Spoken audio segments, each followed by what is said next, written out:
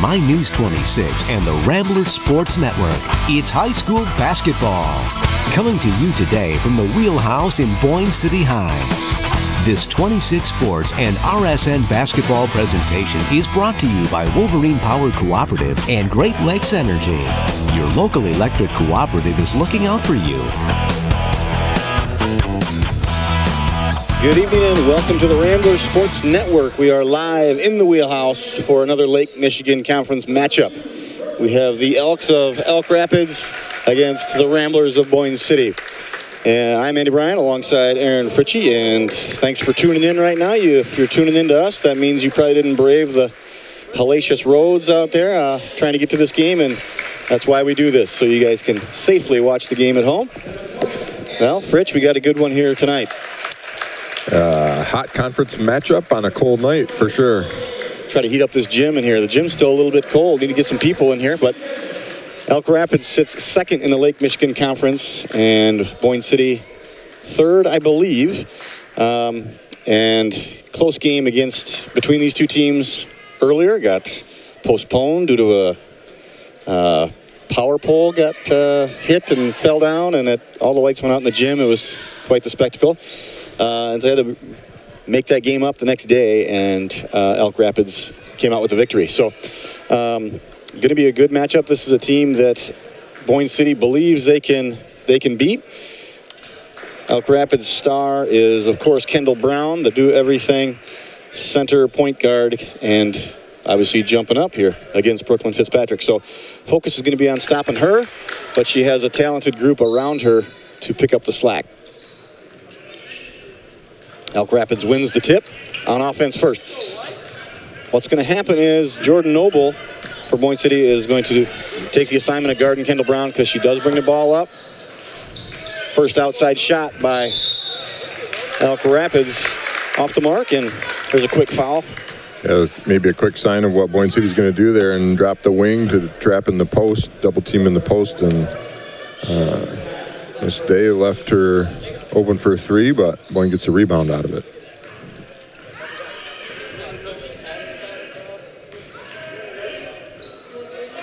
A little too much congestion there. Try to sneak that ball in. Brooklyn Fitzpatrick trying to get it into Anna Smith.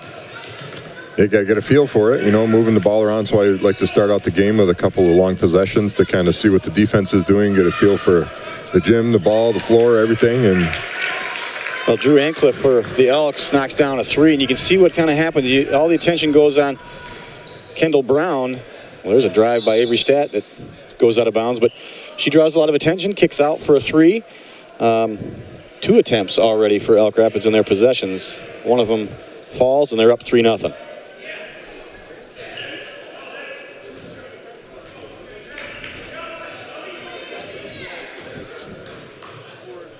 Molly Day playing with a little bit of sickness, a little bit of bronchitis going on, and said that her lungs are feeling it. Doesn't know how long she's going to go, and there was a quick foul by Molly Day right there after a turnover.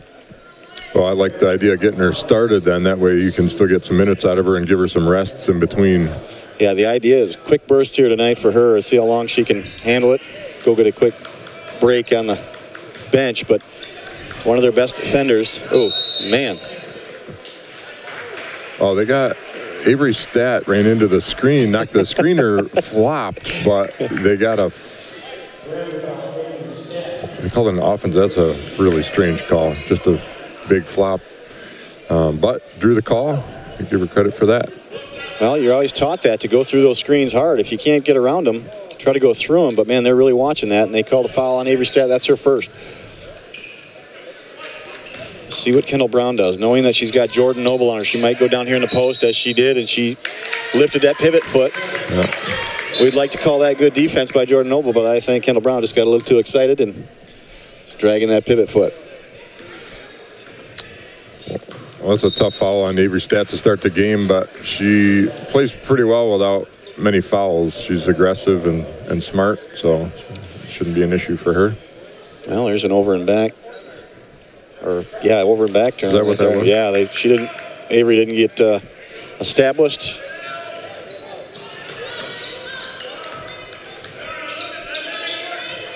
They got help in the post, but it's all on the same side. So well, Kendall Brown's able to lay that ball in. I thought you were going to say it's all the same size. That was also the problem. Double team by Avery and Jordan. I don't. Is Anna Smith with a shot? Quick leak out here. And Anna Smith is the one that shot that ball, like I said, and she's the first one down the court. That should never happen. Kenzie Huber puts that one in, puts the Elks up by 7, and you can see the subs coming in for Boyne City. We need a possession here. Need to work the offense, find an opening, and just get a bucket. Or at least get a good shot. Not the normal starting lineup because of senior night. There's a ball into Anna Smith. She got that blocked. And they're going to leak out again. Kendall Brown missed it, got her own rebound, and then gets fouled. Well, she fell awkwardly on her right ankle, too, it looks like. That's one of those where they did a nice job of not fouling her, letting her get the layup here. You can see they did a smart job. Jordan tried to strip it low. Doesn't get it, but smart to Brooklyn didn't go up and clobber her right here, but then lets her get the rebound. And then clobbered her, I guess. Here come the subs for Boyne City.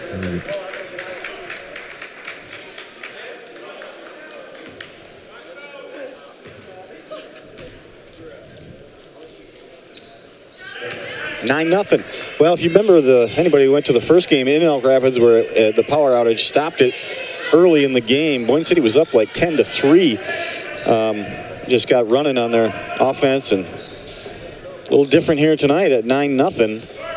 That shot by Avery Stack gets blocked. That goes out of bounds. Good box out there by Kendall Brown to make sure that Josie Bailey couldn't reach out there and save it. Full court pressure now by Boyne City. Need to get something going. Good job. Yeah, as long as they get back on defense, this is a great idea. See what happens.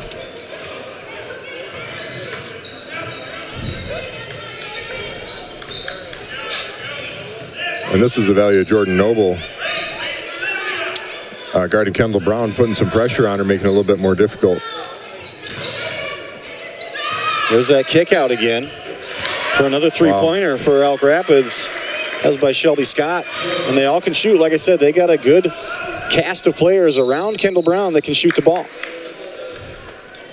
Jordan Noble just going to take it right in and get a foul. It's one of those things. Boyne City very quick, and if nothing's working, try to take it at the hole and just get a foul. Good dive there by Josie Bailey, and she gets the first points of the Ramblers up on the board. Well, they need her athleticism in this game. It's always good when that first one goes down for Josie Bailey. Yeah. I think that Boyne's perimeter defense, my prediction is that the Boyne's perimeter defense will start to wear on the Elks here coming up. That's kind of the game plan. I mean, Kendall Brown bringing that ball up. You put somebody like Jordan Noble on her, and then probably her sister a little bit later. Yeah. That makes her work a little extra harder to bring that ball up, and that's going to tire her out, take her out of the offense, slow that offense down a little bit. So, good idea by Coach Redmond to do that. The downfall is if they take her down in the post, then we're going to have to bring Brooklyn Fitzpatrick or Josie Bailey over to help out. I do like that idea of having a little bit smaller, quicker player on a guard that you can't match size with anyway. Yeah. So to just try and change the dynamic a little bit. And Jordan's a physical player, soccer player. She's physical, she's fast, she's got great instincts. So. And if you tell Jordan Noble, don't let her get it in the post, she'll do everything she can to make sure she doesn't get it down there.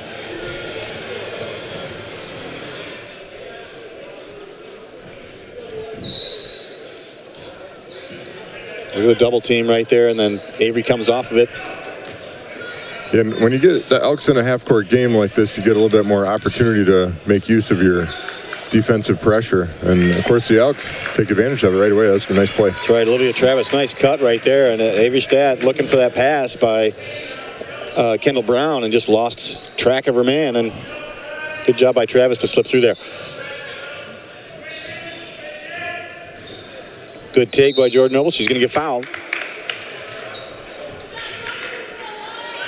First tweet of the night. Sending sunshine and warmth from Florida. Let's go, Lady Ramblers and Brookie Sue. Natty Fitz. All right. Florida. That's good, man. Making us. Why tonight would you send that? of all the cold nights that we've had. Meanie. Yep. Hope she's getting the sunburn. Yeah, me too. I was just thinking that same thing. SPF, nothing. Jordan Noble at the line makes the first one. And what's missing right now, you can just tell in the gym that the energy is off as Jordan Noble misses the second. But that's going to stay Boyne City ball off of Elk. In Elk Rapids, like I said, before that power outage, Boyne City came out just running. And when you know they can do that, when you get Josie Bailing leading the break out there and those quick guards getting it up the floor, they took a quick early lead, 10-3, and then the game stopped, killed the momentum, and Boyne City needs to get moving right now tonight.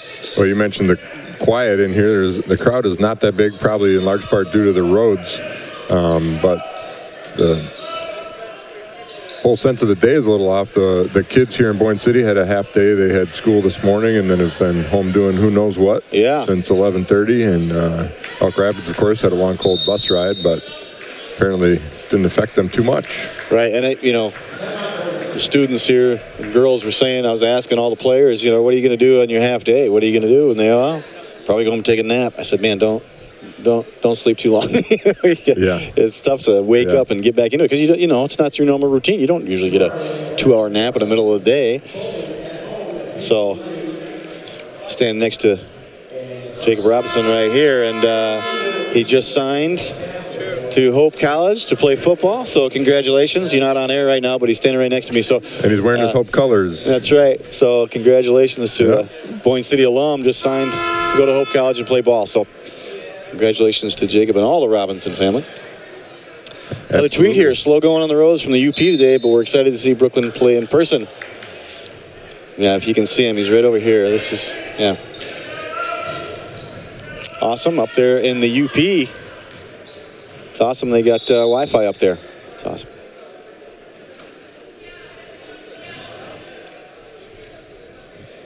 Well, Boyne needs to earn a couple of buckets back here and get back in this game. Senior night started their seniors, and the seniors on this team play their roles, but that's, not the lineup that normally starts, so it's going to take a little time here to get the normal crew back intact. And that's a good-looking shot by Avery Stat right there. Just caught it, ready to go, squared her feet. Good-looking shot, with a little long, and Caitlin Gavis jumped into the Elk player getting the rebound, and that's her first foul. Boyne does a better job there getting back on defense this time. Carrie Day now taking the responsibility of Kendall Brown. Good tie up here by Avery Stat, and they're going to call a foul, and we got to be careful here. That's going to be Avery's second foul. Looked like a tie up. Her dad's smiling up there, but I don't think he found that very funny. I think it's, look at this right here. You can see. Yeah, this is textbook defense. Look at that. Can we rewind that just a little bit there? Missed our chance there, but she's got her feet flat, balanced, and gets her hand out in the passing lane without turning her shoulders. That was great defense. We'll take a look real quickly if we can find it. Well, guys rifling through the files there in the truck. That's right, and Jordan Noble just knocked that one away off Elk Rapids, and that's going to be a great turnover there. And you can see some of the quickness starting to wake up here. Joseph Bailing relieving the pressure. A bullet pass across the court.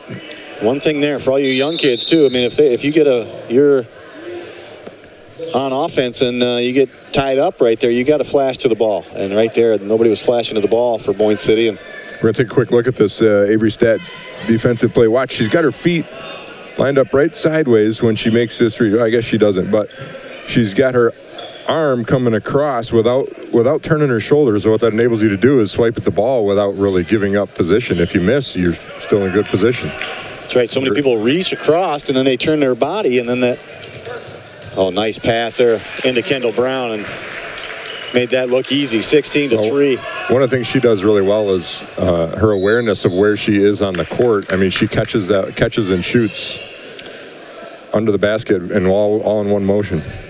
Look at this. Like, she knows right where she is.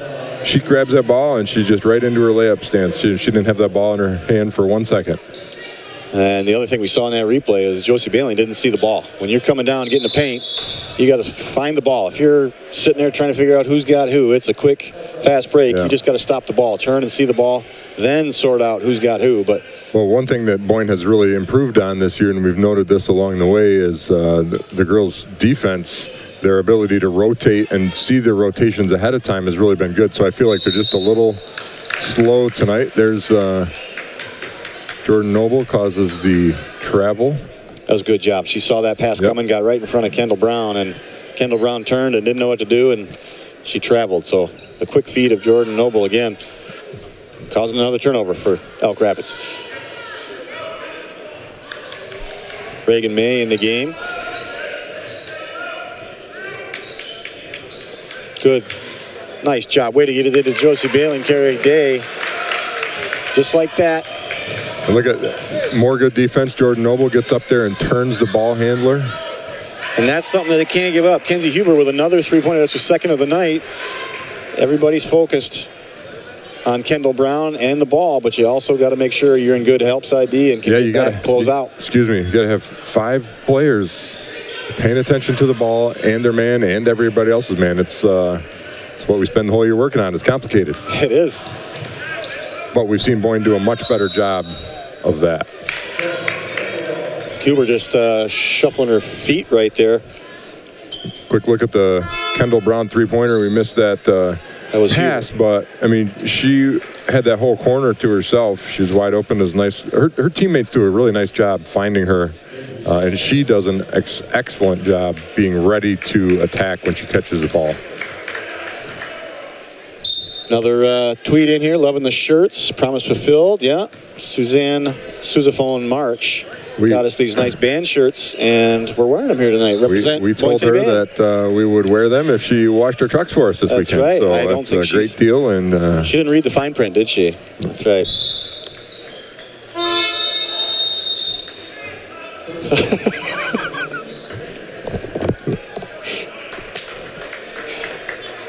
All right. We're getting some stuff from the truck that is not appropriate.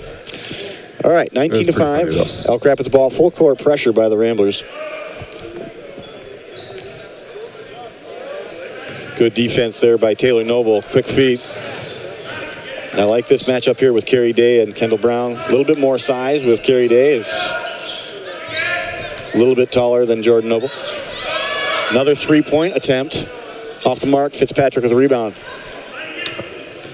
Well, one big difference in this game is the fact that Elk Rapids is making those three-pointers.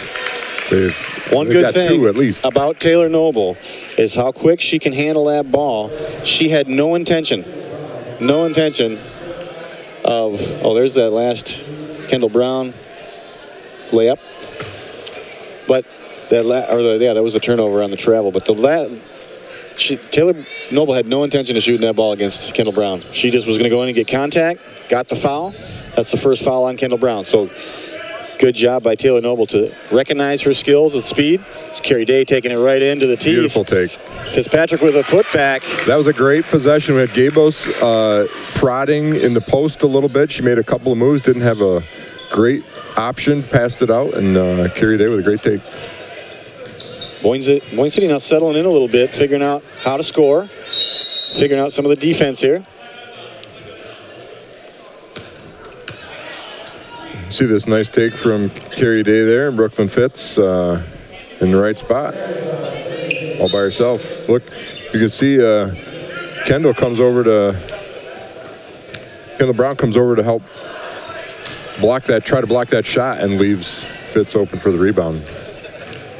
Nice little scoop shot under the basket that we missed there while we're doing that replay, but Kendall Brown almost got it to go down. Very talented athlete. Driving dish there by Taylor Noble. 6 seconds to go. Somebody's got to shoot here. There's Gabus. No good. Stat got to get it out of her hands. She does, and that's the end of the first quarter with Elk Rapids up 19-7. And we are going to take a quick break. You're watching the Rambler Sports Network. We'll be back with your second quarter after this. Why am I proud to be a Rambler? Why am I proud to be a Rambler? Why am I proud to be a Rambler? Why am I proud to be a Rambler? I'm proud to be a Rambler because of the endless community support the school receives. Whether it be a Friday night in the stands at a football game or a Friday night in the bleachers at a basketball game, the community shows endless support for this school. My name is Max Fonder, and I play football and basketball here at Boyne City High School.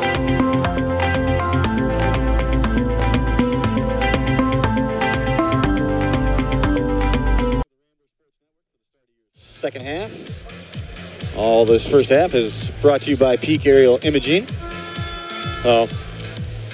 Appreciate their sponsorship. New business here in town.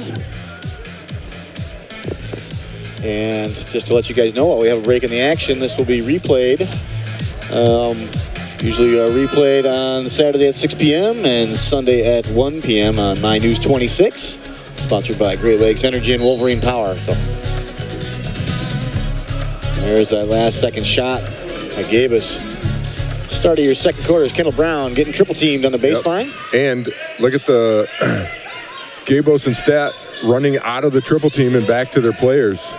Look at this, good energy defense, and there's just a killer by Rebecca Maroff that just kills that good defensive run there by Boyne City. They did a great job until they let that shot go up. Yep. Avery Stat looking to get fouled, but I like you, but I disagree. That was great defense. Elk Rapids got a great shot, but that shows that Boyne City's got some life right now. They do. They've figured out what they got to do, and teams are going to make shots. You're right. Unfortunately, it was that first one on a great defensive possession, but it's the way it is sometimes. Well, they look like they're coming out a little more fired up in a second here. So Brooklyn Fitzpatrick gets fouled on the putback of the Avery Stat shot. You can see the guards, Nobles and Stat, looking to just get fouled. Take it to the rim and get fouled. So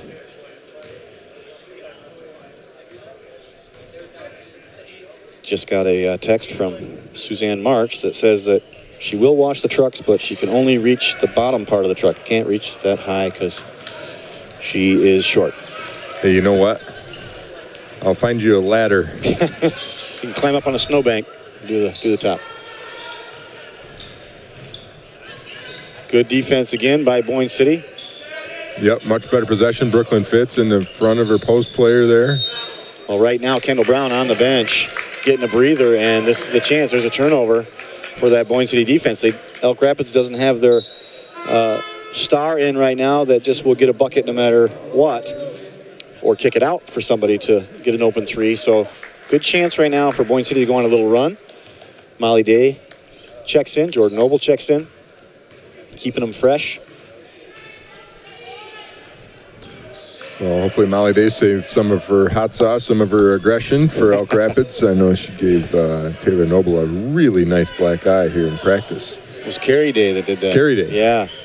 You guys can see, and if you zoom in the truck there on Taylor Noble at any chance you get, but just a hellacious black eye that was swollen shut. She didn't play against East Jordan. It was so bad, couldn't see. So this is their first game back after that bad eye injury, and man, it looks pretty bad.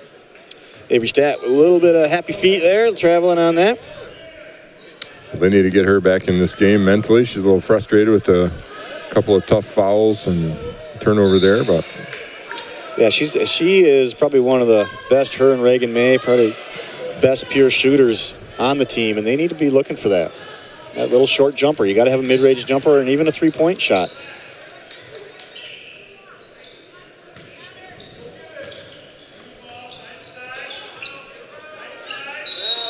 Another travel. That's two travels in a row. And it is caused by that Boyne City defense giving her no option or jumping in front of that passing lane and making her take that little slide step. Yeah, we've seen a fair number of travels and double dribbles down here on this end, so. Yeah, I mean, that's great shot from the crew there, that turnover. Right there, so, that's a great pass right there, and there's going to get a bucket and a foul.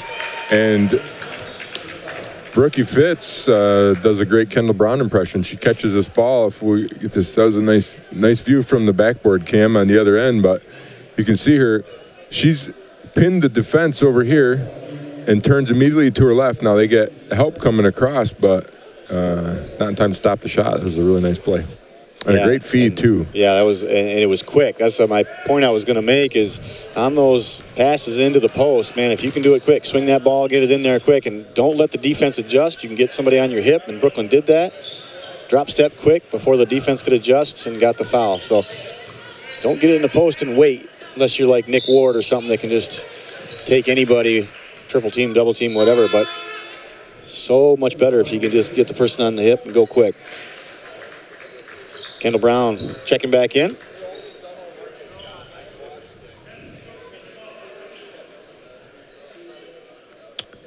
And she's got Jordan Noble on her once again.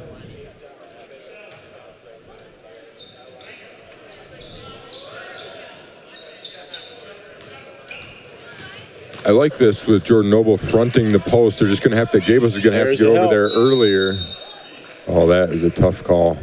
It is. I thought they, both Brooklyn and Caitlin, I thought got there quick. Here's a look at it. Yeah, look at this. Caitlin, can you roll that back just a few frames? Look at this right here. You'll see Gabos jump stop. She's right there. She's at a dead stop. I mean, that was a really outstanding rotation. The only difference, yeah, Brooklyn might have been moving in on her a little bit, but who is the foul on? It's on Brooklyn. I agree with that. Okay. She's the one that bumped her the most, and I think Caitlin was there. Good job rotating over, but Brooklyn a little too aggressive coming over. Well, what you really want to have do is that backside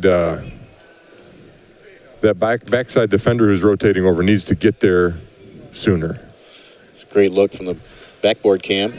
That one rattle out. Excuse me. I just have to anticipate that pass. If you scoot over a little bit towards the post player, a lot of times the guard won't throw that pass in the first place.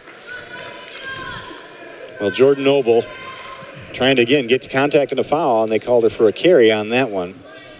You might have to do a little spin move right there. If you take it down in there and they're keeping you out, you can spin back to the middle.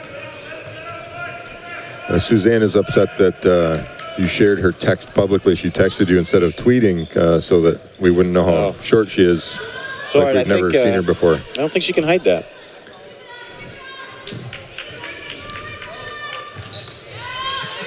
Good defense right there. They were just trying to lob it into Kendall Brown and got hit away.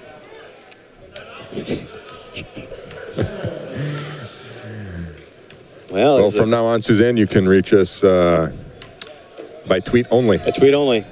We'll do a tweet only thing now. So, all right, timeout.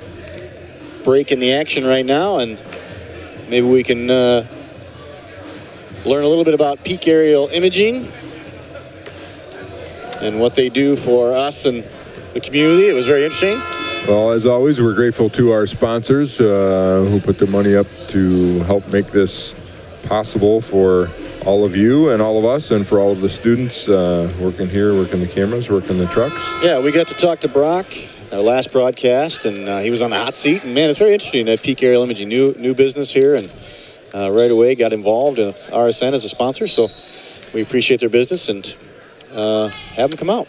Well, he was here. Brock was here a week or two ago talking about how they used their drone to survey homes and businesses for heat loss and cooling loss and so forth. So for a small fee, you can have that very fancy drone out to survey your property.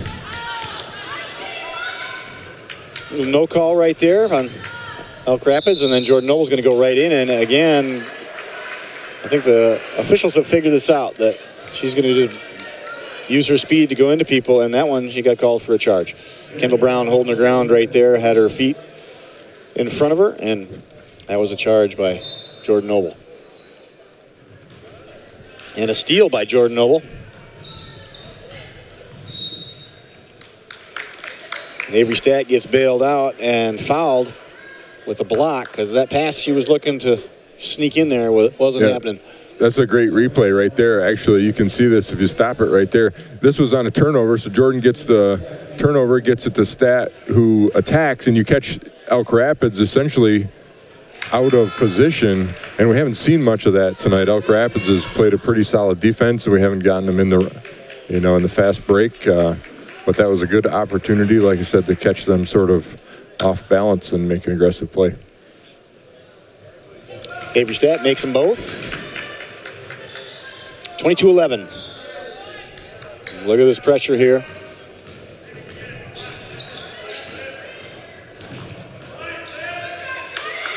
That was a great.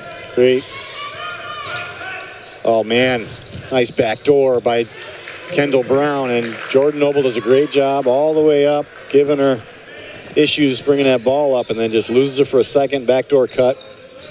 Very smart by Kendall Brown. Oh, she's a good finisher, isn't she? She is. I mean, she's very savvy, very smart.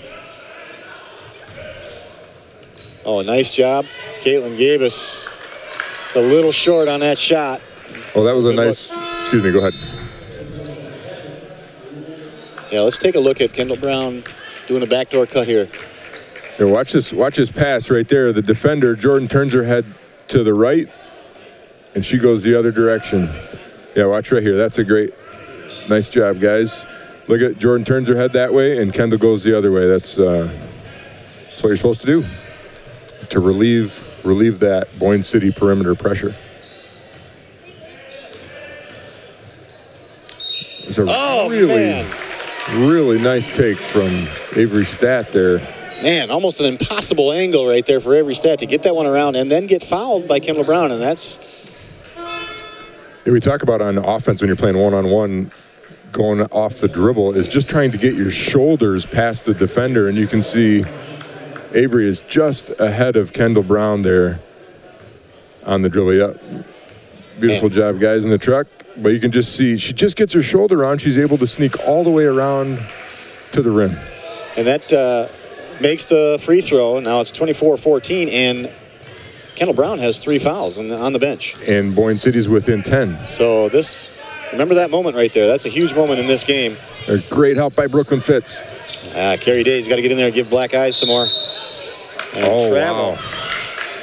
I love that ref is letting them play on that one. Called a travel. It was a quick call, but Brooklyn Fitz makes this a difficult pass. Watch her come and look at the help come. Avery is smart enough just to pick up her player immediately. And go in there with hands up. Just go in there, hands up, and cause some issues. This is a great... Those are the rotations that we were looking for earlier in the game that just weren't happening. Well, Josie Bailing right there, I was excited because she got a great pass into her. She's got to seal. She's got to score that. Instead, she throws it out, errant pass, and it's a turnover. She's got to score that down there. You get it down on the block, you got to try to score it. Jump ball there at half court. Ball is going to go to Boyne City. Yeah, you're seeing the hustle coming out. Boyne does such a great job, these girls, getting on the floor after the ball. We've seen that from Josie Bailing. There's Brooklyn Fitz, Stat. There you go. Good move and good take right in there. Again, put the pressure on the defense down on the block. And that's Josie Bailing, gets her hand in there, knocks that ball loose, and Boyne comes up with it. That's going to be a blocking foul.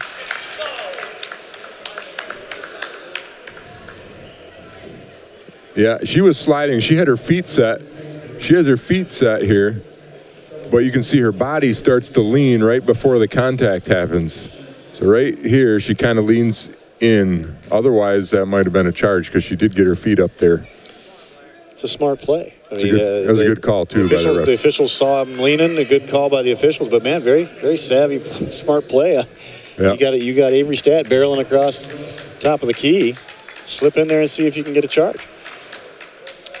And that's 3 fouls on Drew Ancliffe. And foul trouble might be an issue down the stretch here for Elk Rapids.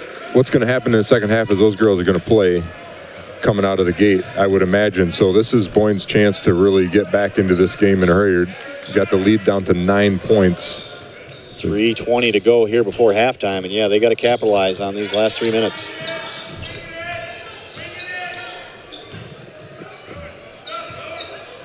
Great defense so far in this possession. Wow. Shelby Scott drops a 3. Another dagger on a good defensive stance by Boyne City, and she just drops a 3 over the top of it. Peak aerial imaging would have been jealous of that. That might have hit the arc drone on that thing. Yeah, they might have been up over the drone. Jordan Noble gets fouled, and she's going to go to the line for 2.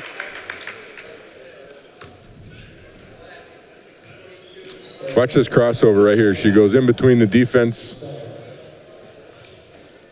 and she makes that last dribble, and she's going to the rim. She's going up, and the Elks don't have much choice but to foul her there.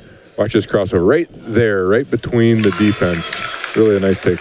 Looks like she snuck a little step in there, but I didn't see it. So, well, that was good because Jordan Noble, again, was just trying to, get contact in the first quarter. Now she's actually going and trying to score. Obviously, without Kendall Brown in there, she's going to go up against that. And this is the Shelby Scott 3 from the other end. Look at Boyne's getting out there to box out. This is what we saw before, is some good things happening for Boyne on defense, even though that three-pointer goes down. And that was with Gabos right on her, too. Yeah, Reagan May checking in for Boyne City.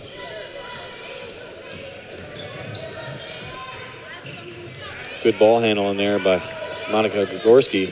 Yeah, it was Noble on her. It was nice defense by Taylor to get down there and turn the ball handler again. Just sometimes when you're playing defense, if you don't know what to do, you just take away whatever it is they're trying to do. If they want to go right, you make them go left. They want to go left, you make them go right. There's a three-pointer that's short.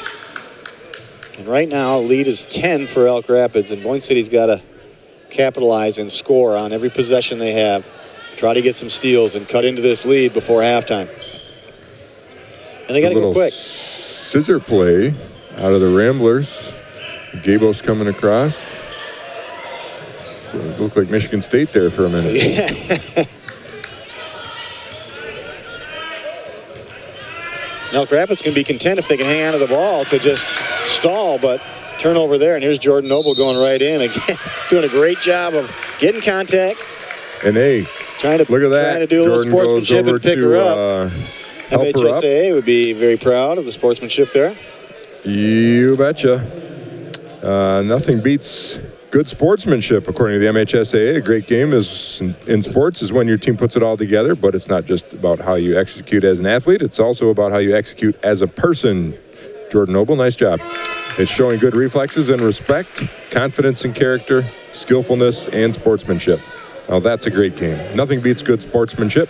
A message from the MHSAA promoting the value of educational athletics. And to be honest, that's exactly what they're talking about. Is just the idea that, hey, we're all students, we're on the court together, we're out here in front of these fans together, and it's pressure on all of us, and let's take this opportunity to help each other out and show what it means to be a Rambler and a good sport. Well, Jordan missed both of them. Lead is still 10, and Mike Brown, dicey move here for the coach to put Kendall Brown back in. I think he senses what we sense, which is a little bit of momentum shift, and wants to curb this Rambler run where it's at. That was a really nice step back jumper from Gabos. She has the ability to do that and needs to do it more often. And those possessions, there's another three-pointer by Marloff, and she's off the mark. Rebound by May. And I think what Coach Mike Brown was seeing is those possessions that Kendall was not in, Boyne City was going to the block. Here they are doing it again to Gabos, and it a little bit more clogged up. Reagan May for three. In and out. Fitzpatrick with a putback, no good. Tie up. They're going to call a foul. I think that's going to be on Brooklyn. I think that's they got it on Davis. So only her second, but still in the first half here. Under a minute to go in the first half, and we got some fouls going on some pivotal players on both teams.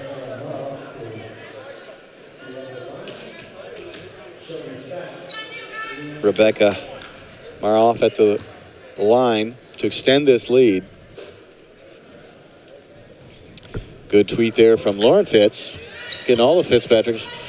Yeah, Lauren, we miss you here on our staff. Cheering on Brooklyn Fitz at Grand Valley. Under a minute here to go. Yeah, see, I'd be trying to get it in that post. Try to get pressure on the defense. Caleb Gabos, nice little jumper. Man, she's got to get those to go. Yeah, sometimes the timing is just a little bit off. The guards are just in the process of moving the ball when the cut happens, and then the cut's done, and they're looking into the post. And so the timing is just a little bit off, but I think we can credit the Elk defense also for some of that, because they've had a really great defensive night so far. Yeah, both teams are playing fairly even. Just Boyne City let up that 10-0 run at the beginning, and here we are, still can't cut into it. It's a 10-point lead, but they're playing fairly even. That one squirts away and gives up an easy layup. Man, that is a tough one. Boyne got a great turnover and just couldn't corral the ball. And that's a travel. She's dragging that pivot foot. Not to say that Brooklyn Fitzpatrick doesn't have the skill to handle the ball, but she needs to be on the block, calling for the ball. Well, when Coach Brown got a break there, you're right, he brought Kendall Brown back in and then took her out, and Elks got a layup and a couple of turnovers. That's going to be a carry. Another turnover. All caused by defense. Again, you take out Kendall Brown. He did. He took her out, and then those things happened. So he got a minute out of her, and then the teammates picked her up. 6 seconds here to go. Got to get a shot up. Gabos. There you go. Off the board. Cuts that lead back to 10. Back to 10. This is good awareness by Caitlin Gabos, just to know that she had to get it up. Yeah, and more importantly, even though it's a bank shot, it's one that went through the rim for Caitlin Gabos. To take this back to a 10-point game. Yeah, to actually get some confidence in her shot. She's had a bunch of good looks tonight. Finally needs to see one go through, and even though it was a bank shot, I don't know if she called it, it goes through. So that's the end of your first half with Elk Rapids up by 10, 29-19. We are going to kick it out for a short break. We'll be back. First half analysis and your second half after this. You're watching the Rambler Sports Network. We'll be back after these messages. Over 15 different programs. Over 1,500 participating students, 11 different hosting school districts, preparing today's youth for tomorrow's workforce. The Charlevoix-Emmett Intermediate School District Career and Technical Education Program. Let us take you inside CHAR-MCTE in 90 seconds. Everyone has fantasized about being behind the stick of an airplane, about sitting in the cockpit at the controls of a jet. Nothing conjures the imagination like flying, and nothing is cooler than being a pilot. But exactly how do you get that training? You must have to go through the military to learn how to fly. There's no way I could start my dream of becoming a pilot in high school. Right? Wrong. Thanks to the Aviation and Science Technology program housed at Pelston Airport, we are able to do exactly that. Through both coursework and hands-on training, we are getting an early takeoff on our flight careers. We are taught the basic engineering and principles of flight, the rules and policies that make air travel safe, and receive amazing training through state-of-the-art flight simulators, as well as the opportunity for actual flying time at the controls of a real aircraft. You're going to use your feet to keep us right down the center line. Your target is number 9. From chart reading to navigation, from engineering to flight dynamics, from weather to flight controls, from simulators to actual airplanes, we are exposed to it all.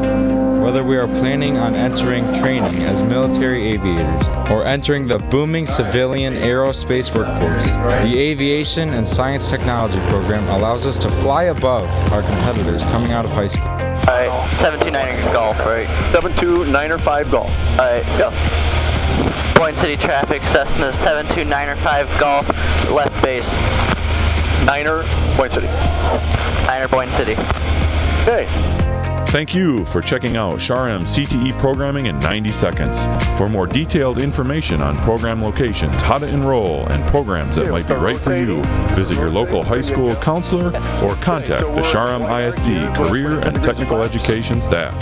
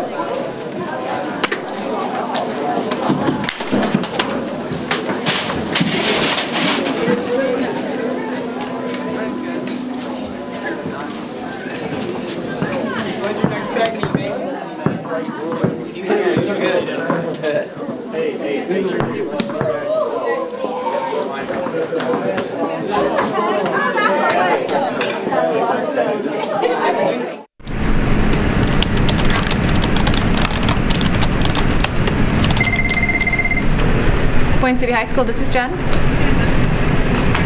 I can get a message to Thurnis, thanks. Clausen, as fast as you can.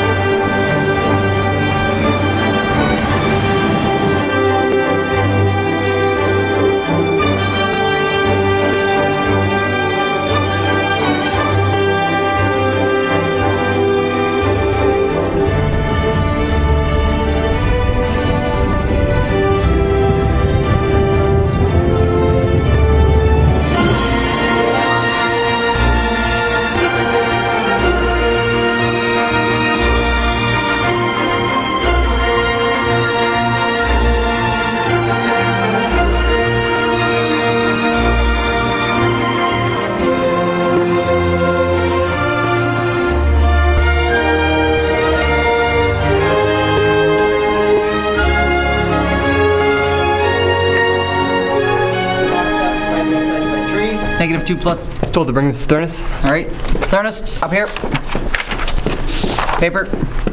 Please take this back to Jen. Thank you.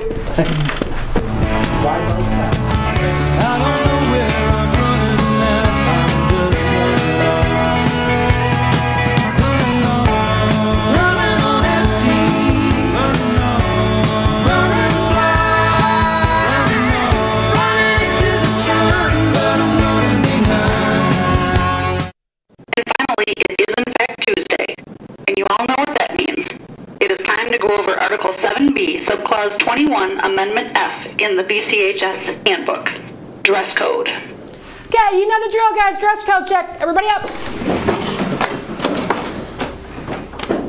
Okay, okay, okay. Kind of pushing a little bit. To the office now! Dress code, Pam. Blatant. Not more than 2 fingers, not below the fingertips, and way too much of this. Let's have a look.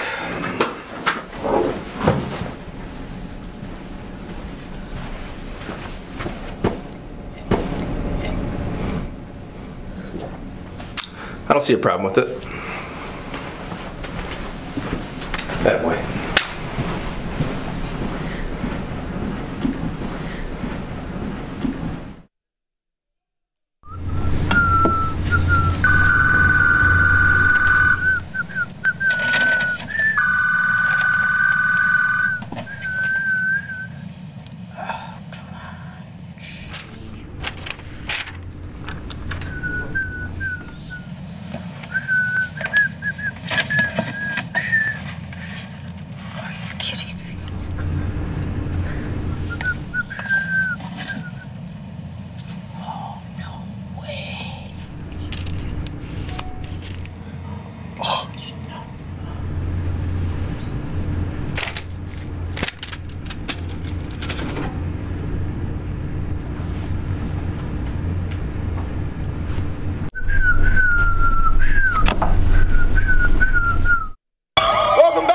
Sports Network, and for those of you just joining us, we're waiting outside the auditorium doors for our star player to start his championship match.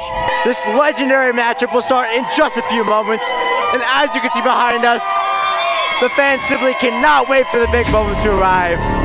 Oh, it's starting! Oh, here we go! The hype is just too much right now. It's 2 minutes in, and Jelly has 3 deaths and no kills. Things are not looking good, folks. Yeah, it's going to take a lot to come around from this one. Oh, Jelly just got his first kill. Oh, things are looking up. Yes, yes, here, hold this, I gotta go. Is that the basketball coach that just walked in?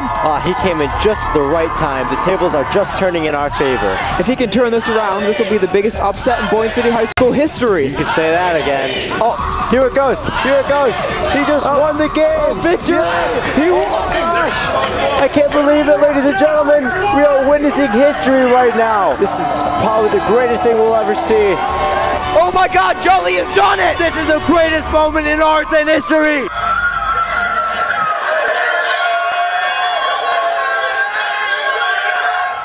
Absolutely ridiculous.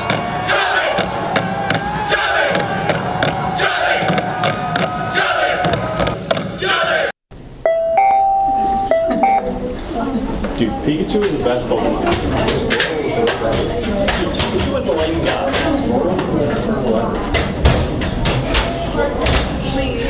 Yeah.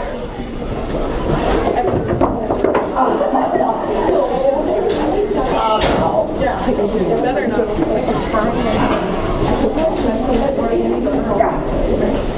Ow! Oh, it hurts so bad. Ow!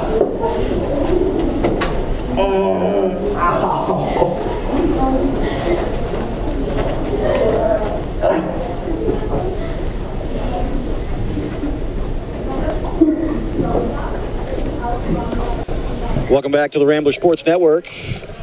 And exciting first half. Very well, evenly played match, except for that first couple minutes where Boyne City gave up, about 3 or 4 three-pointers. Here's a tweet from Lucas Day. Very cool that the JV girls are still undefeated. Here's a picture of their head coach sleeping in a mall. Wow, we got a picture coming in for the tweet now.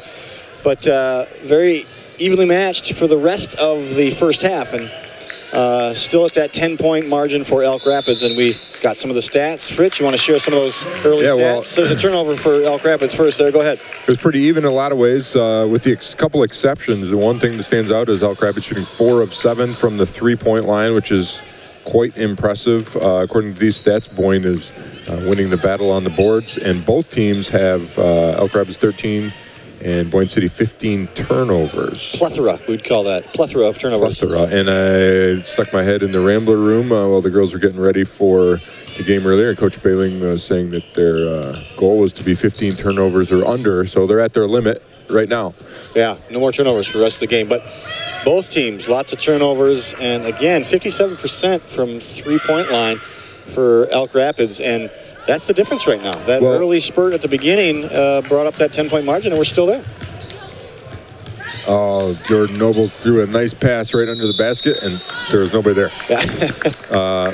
But Boyne also has shot 14 free throws. Oh, my goodness. There's the JV girls coach, Chuck Day, sleeping in the mall. That's a classic picture. I don't see what's wrong with that. That looks like the Chuck Day I know. That's right. That's how we know him. That's what I'd be doing. all his kids are shopping. Well, to be honest, he's coaching. He's a great special ed teacher here at the school, and he gets up at 4:30, 5 o'clock in the morning, makes lunches, and gets his work done. So probably got drug out shopping there. Yeah, that's his one moment maybe to get a little bit of rest. Well-deserved rest for Chuck Day. Fantastic coach. That's a great photo. Oh, man, great take. And Avery Stat just let her get the corner. And that's going to be Olivia Travis going to the line to make it an old-fashioned three-point play. But you just can't let her get around the corner.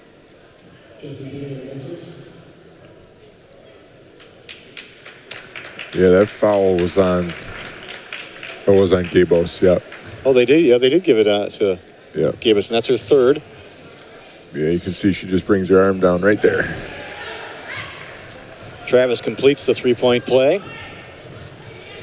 Boyne's got to be careful here. 32-19 now. Well, they're in this game. I mean, they've done some things well. There's a really swarming Elk Rapids defense, and Bailing a great passer. Stat, no call there, and that one just goes out of bounds, and it's over to Elk. Now this officiating crew, like we saw in the first half, letting them play. One thing we really have not seen much of is Elk Rapids turning the ball over on the inbounds pass. They do a great job communicating passer and receiver on those post-up inbounds passes. The long arms of Josie Bailey knocked that one away to get Boyne City the ball back, and then Molly Day, double dribble, gets it back to him. Carrie Day going to check in for Molly.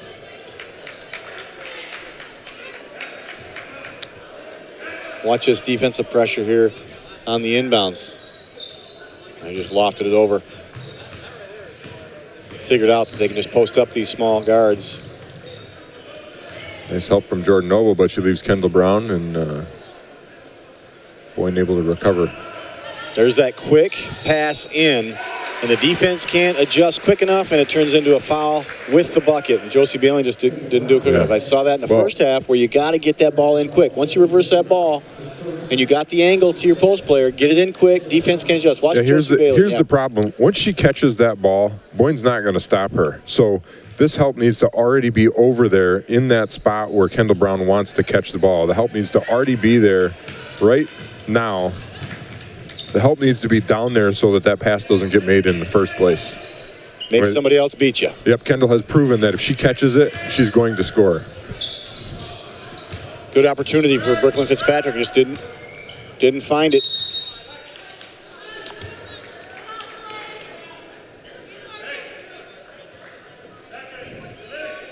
(34-19) now, and Boyne going on a little drought here on the offensive end.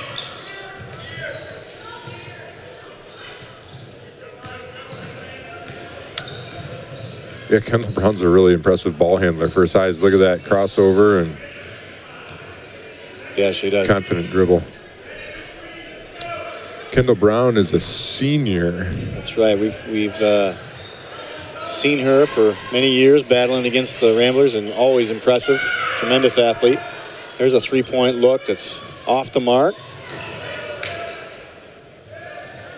Ooh, wow, that looked a little funky down there, but Shelby Scott took out Josie Bailey on accident, but kind of an awkward fall, didn't it?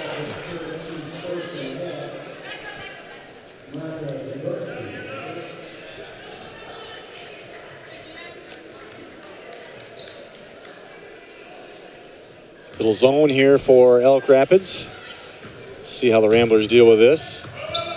I wonder if this is because of foul trouble potentially, or perhaps just something they need to get some work on. Jump ball right there. Good hands by Travis for Elk Rapids to tie that ball up, and I think that would have been a scored bucket for Bailey if Travis didn't drop down backside.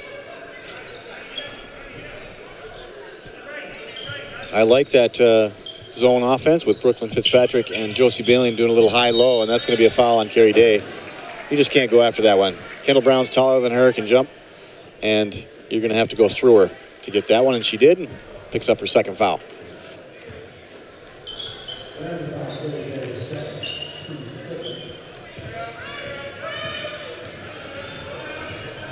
Got a stop ball, and she double drilled.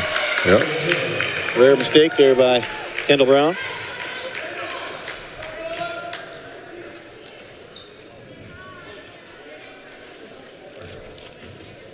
We want to thank our third quarter sponsor this evening, Wolverine Power.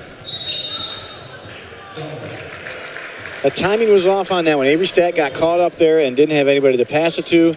Saw the defender cutting through there and was dragging that foot. It would have been picked off anyway. Those post players have got to flash sooner, so she has somewhere to get it in. Can't stand and watch. Got to get the timing down. And there's Carrie Day. She's going to pick up her third foul. Bumping into Kendall Brown.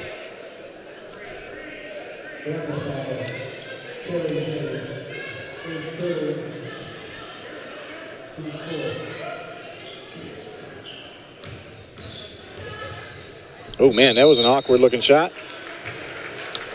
Man, and Shelby Scott's going to get bailed out. Well, we welcome all of our My News 26 viewers from all over northern Michigan tuning into today's game. We're excited to partner with My News 26 to bring you an outstanding high school athletics events from around northern Michigan. Both My News 26 and the Rambler Sports Network know the value of educational athletics and are proud to present this experience to our viewers across the My News 26 viewing area. This RSN My News 26 broadcast has been brought to you by the Wolverine Power Cooperative and Great Lakes Energy. Great Lakes Energy, headquartered in Boyne City, is your local electric cooperative, powering residents with reliable electric service for nearly 80 years. And I can tell you, downstate last weekend, looking at all the power outages down there, I had some newfound appreciation for what Great Lakes Energy does. We have the lineman program here at the high school, training students here to go to work on those crews. But talking with some of those Great Lakes workers that are working with our kids in the line program, they don't have a day off, man. It's constant. It is constant on call. They are ready to go, and man, they've been busy with this winter that we've been having with the ice on the lines and power lines going down, and it has been pretty amazing to watch them work. And the gentlemen that we have here working with our lineman programs are great guys. Yeah. The kids love them, love that program and what they're learning there. So our thanks to Great Lakes Energy and Wolverine Power Cooperative for your sponsorship.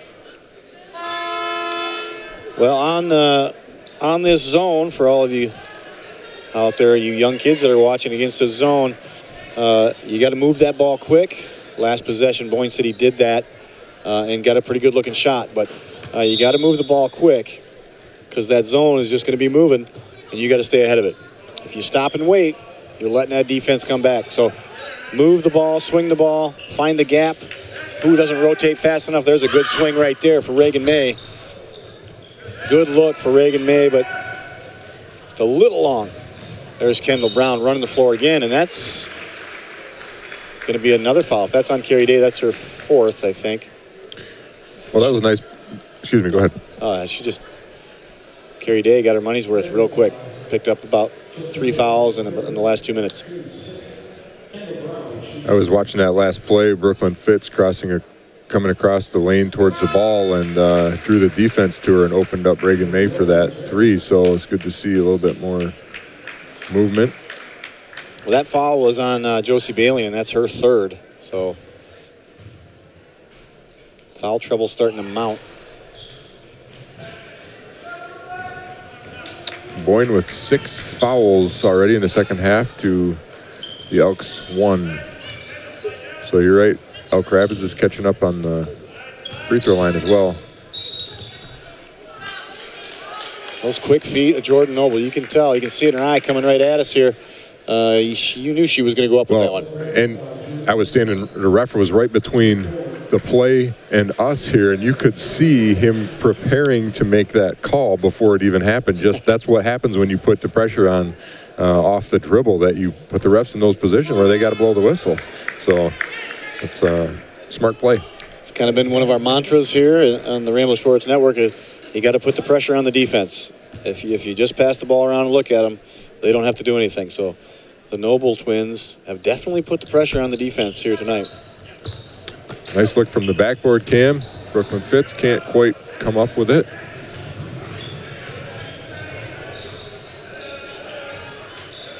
This is a wide open 3 for Monica Grigorski. Well, and that's a new life for Boyne City now that the Elks have cooled off a little bit from the 3-point line. Reagan May taking charge of her offense. I like that she's keeping things spaced out. We've had a little bit of congestion in the paint. There's Brooklyn Fitz coming across. Oh, man, great cut by Reagan May, and almost got it. Good take. Yeah, this is... That's just a textbook break of zone defense. You get that cutter coming diagonally across the lane, catching the ball, and then turn and sort of evaluating what the options are. And Reagan May knocks down the first one, and like we said in the first half with Caitlin Gabus, Reagan gets to see that ball go through the rim a couple times, and now might dial in on her stroke a little bit. That was a great way to break that zone. She could dive to the block, or she could kick out and go to the baseline 3-pointer and can knock that down too. So she has a couple options right there once they get it at the high post.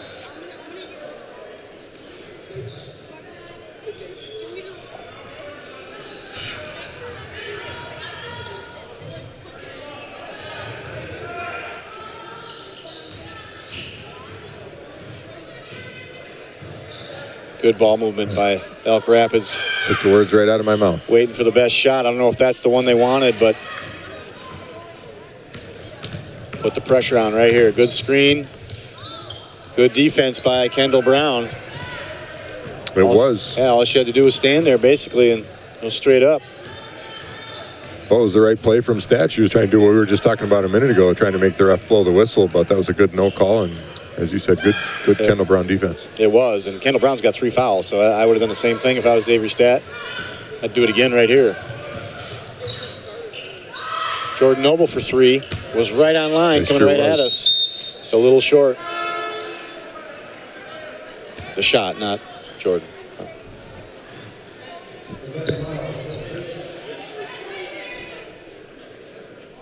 So we've almost, they've scored what, 4 points, Boyne City, in the third? Yep, 17 at the half. Yeah, so the scoring woes for Boyne City. The one thing that is a positive for Boyne City is they have a bunch of great athletes that can all do good things.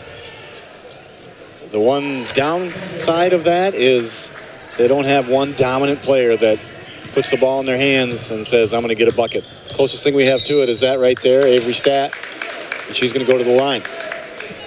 But if you look at the teams that are the top of the conference in Lake Michigan, you have Charlevoix, who has Elise Stuck. So anytime they need a bucket, they go to Elise Stuck. This is a nice take from Stat. Look at, she goes around 2 defenders here. Look at this. She comes around the one, and this defender needs to slide and just, I don't know if she knew Stat was going to keep coming. I thought she thought that Stat was going to pull it back out. But. Yep, she makes the first and almost got the second, but Kendall Brown with the rebound. Yeah, and Kendall Brown is that person for Elk Rapids that put the ball in her hands and she'll get you a bucket. And Olivia Travis, That's man. a walk there. Wow. Very quick, but a little too quick for the dribble and takes an extra step. I'm a little faster too, and I'm not dribbling as well.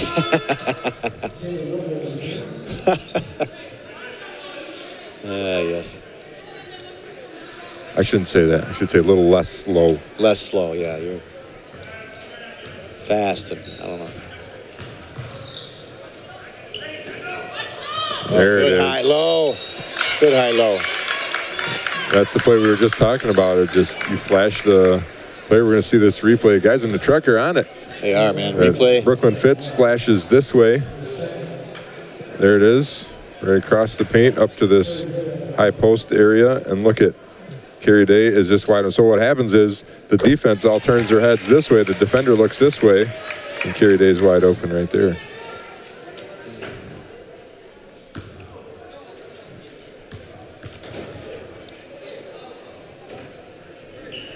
She makes them both.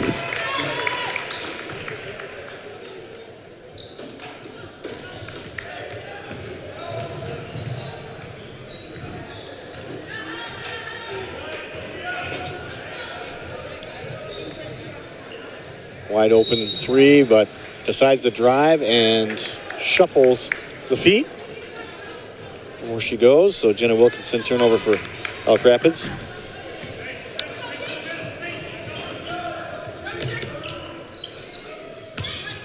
Fitzpatrick, kick out. Wanted her to shoot that. Yeah, that's what it was looking like it was going to be. Actually wanted Taylor to shoot the one over here.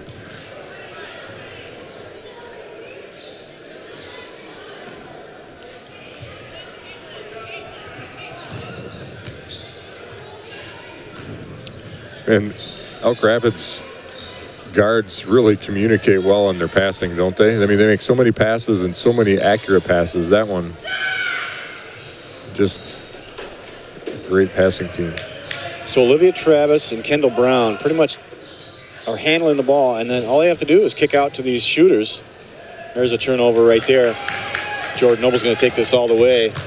Oh, she's going to drop it off to Stat, and that's going to be a foul right there. Stat's going to go to the line.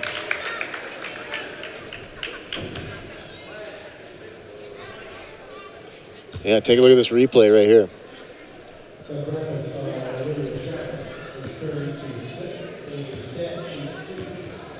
This is really a nice pass. I mean, I think she thought maybe that the defender was going to slide this way and she was going to be open herself, but a nice take. And more free throws.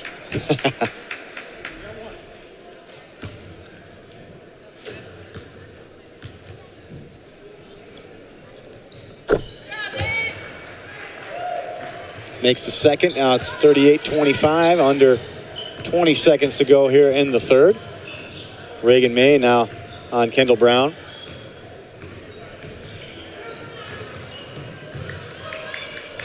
Good job. Look at this battle down in there with Kendall Brown and Reagan May.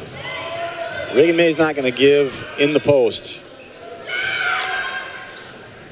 Oh, she doesn't give up anything. She's as competitive as they come. Exactly. So 38-25, end of your third quarter. We're going to take a short break. You're watching the Rambler Sports Network. We'll be back with your fourth quarter after this.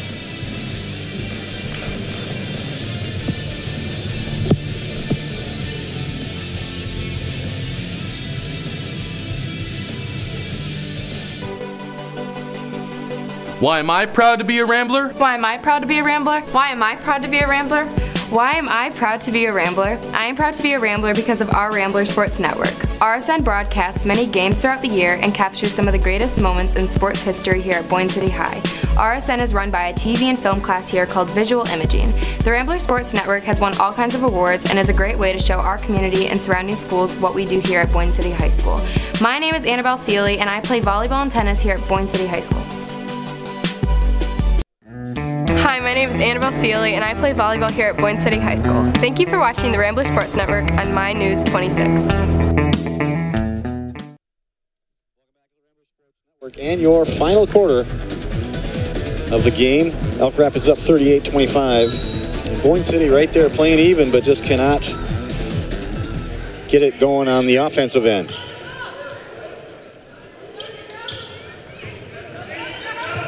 I think what we need here is a Reagan May 3. Molly Day just couldn't handle that one. Turnover to Elk. I don't think they're going to make their 15 turnovers or less.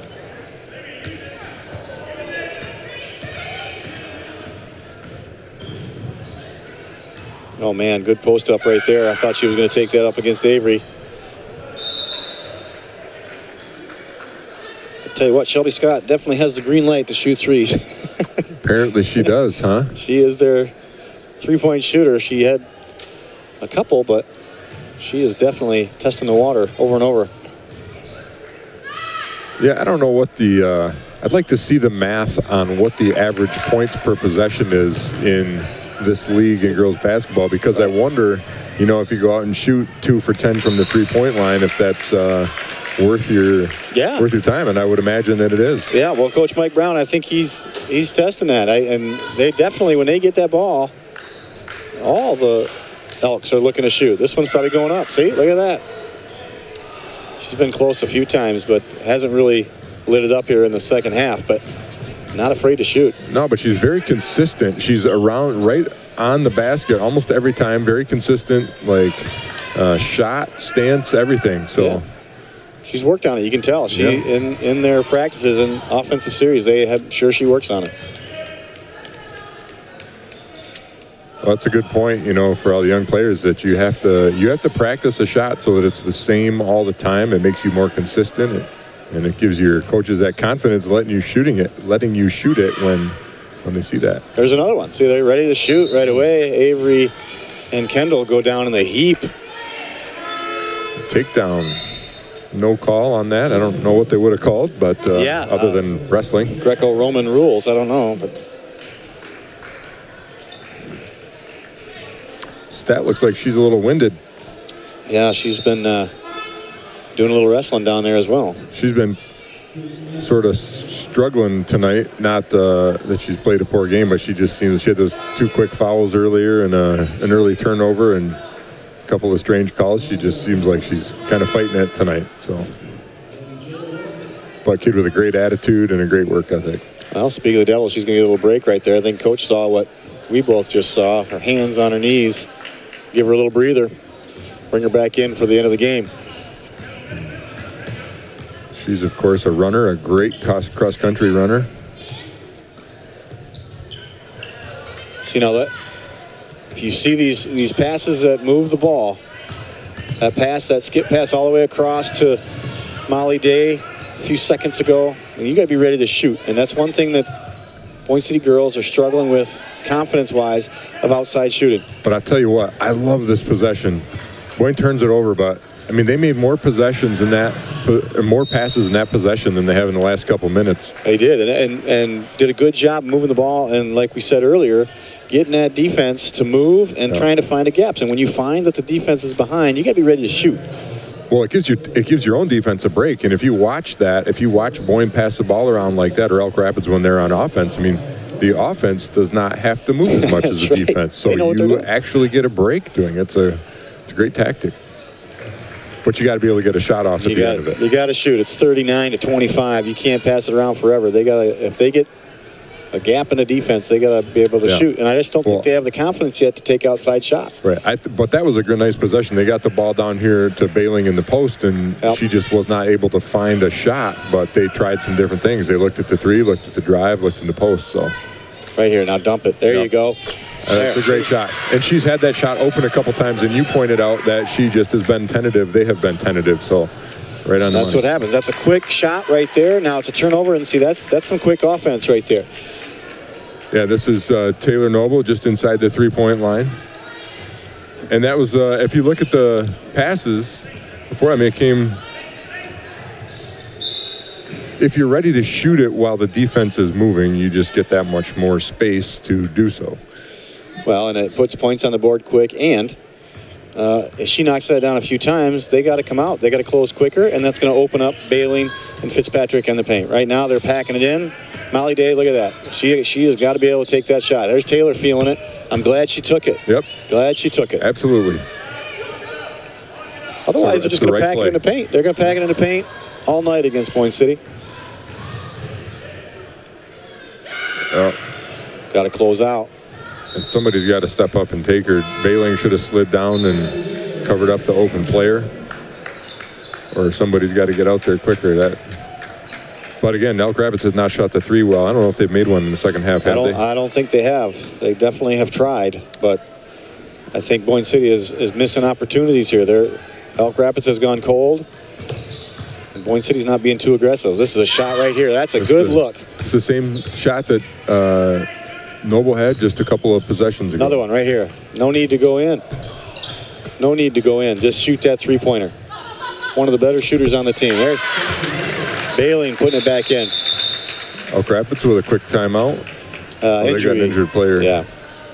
I know that missed, or I know Avery, look at that, aggressive. She can out-jump anybody in there. And that's a jump shot. That is. That's a jump shot from Josie Bailing. Jump shot.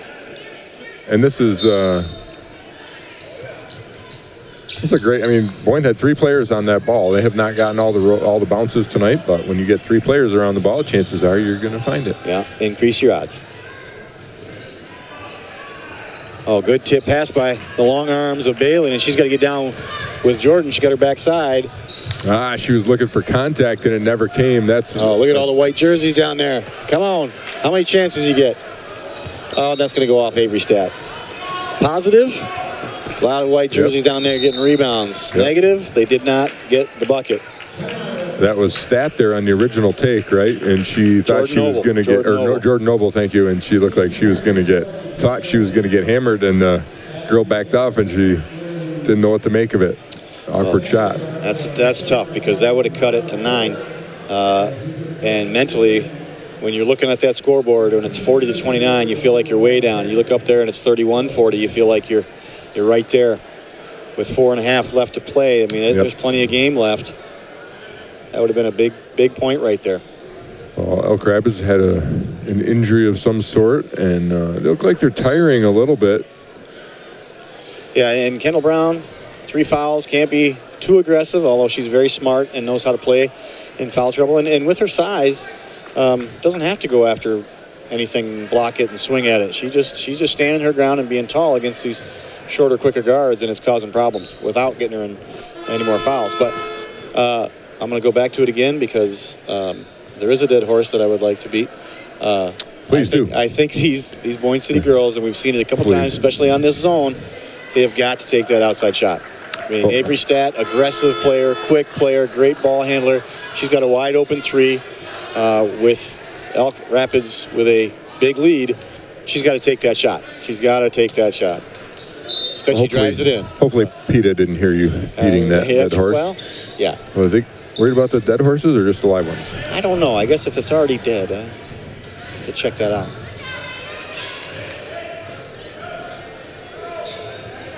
Kendall Brown's going to post up Jordan Noble now, and if I'm Elk Rapids, I'm not in a hurry. Josie Bailey's got to be there quicker. Got to be there quicker. She's got to see that Jordan Noble's on her in the post. The thing about Kendall Brown is she's able to read the defense. I mean, if you step up and take the jump shot away, she'll head fake and go around and vice versa. That's a great offensive series right there.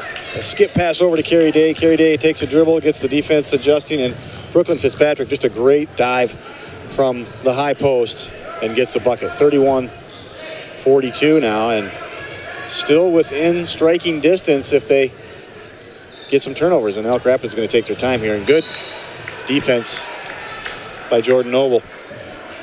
Well, you brought this up earlier, but Elk Rapids jumped out to a 12, 13, 14-point lead, and it's been that way ever since. Boynes played them even up since.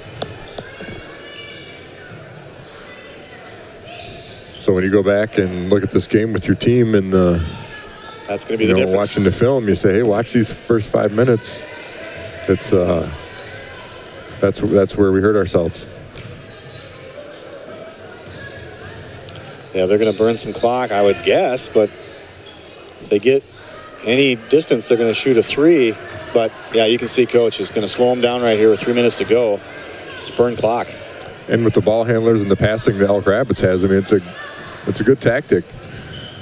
We've talked a lot about the idea of running a weave or whatever at the end to run time off the clock in different situations. There's a missed shot from Elk Rapids, and that's oh, there we go. Yeah, there's a dead horse. Yep. That's I don't think PETA's going to care about that, I guess. Yeah, I don't know. Well, Coach Mike Brown probably not too happy about that shot taken, but see, there's Josie Bailey. There's Fitzpatrick with the putback.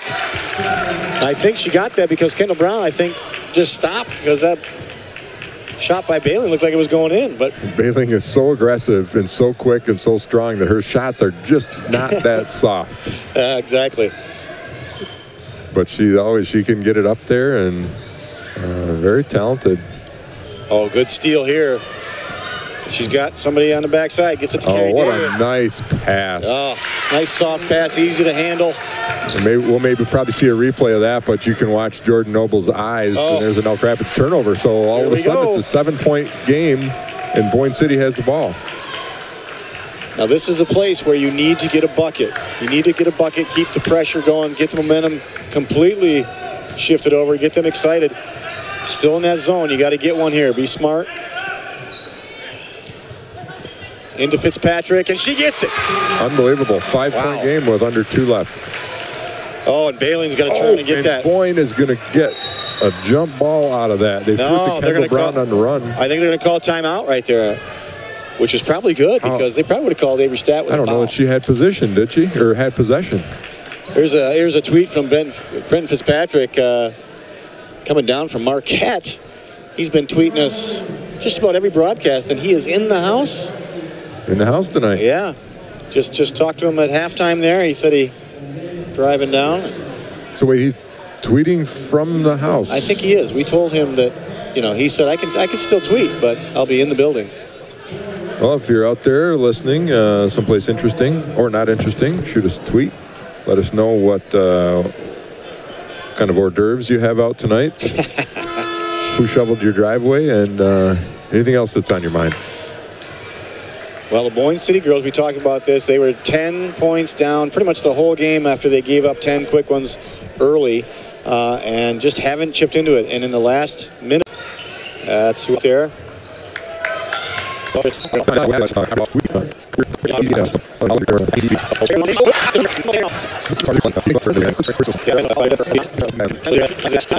a big make at the line. That's a huge make. Under a minute here. Patterson.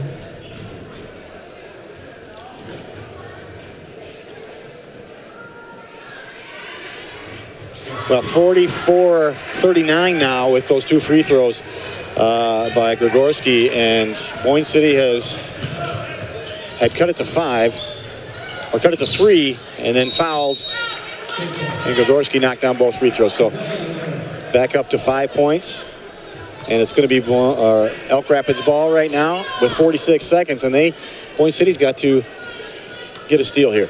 Get a steal quick or a foul. Right there, right there. That's the one.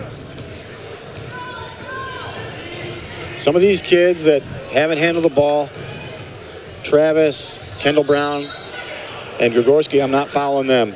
But anytime it goes in anybody's hands that hasn't been a major contributor tonight, I'd take my chances. Yep. 3 fouls on great point. Avery Stat. Not to say that they're not good shooters, but as far as their rhythm right now, haven't been shooting a lot, haven't handled the ball a lot, just put some pressure on them.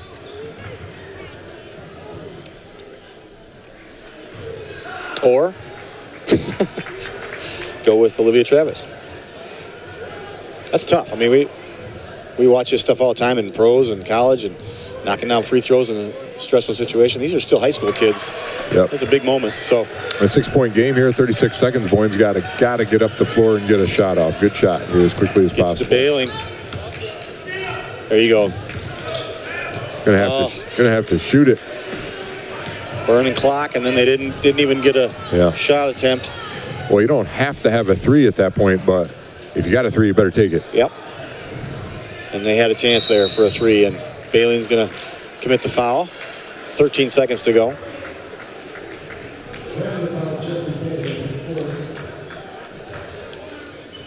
So right now, I would be getting Reagan May in, some of my 3-point shooters, and I'd be telling these girls, you got to look. You got to look for that shot if it presents itself. Yeah, absolutely. You got to make one. You got to create one.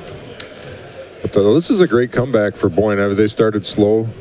They started slowly, and they waited until the end to make a push at this. Well, missed both of them, but then gave up the rebound, and this is going to probably be it right here. They're going to run this clock out. Valiant effort by the Lady Ramblers to try to come back, but great discipline and control by the Lady Elks to control this game from start to finish. So, great win. You can see why Elk Rapids second place in the Lake Michigan Conference, and a great effort by Boyne City. Just a little too late,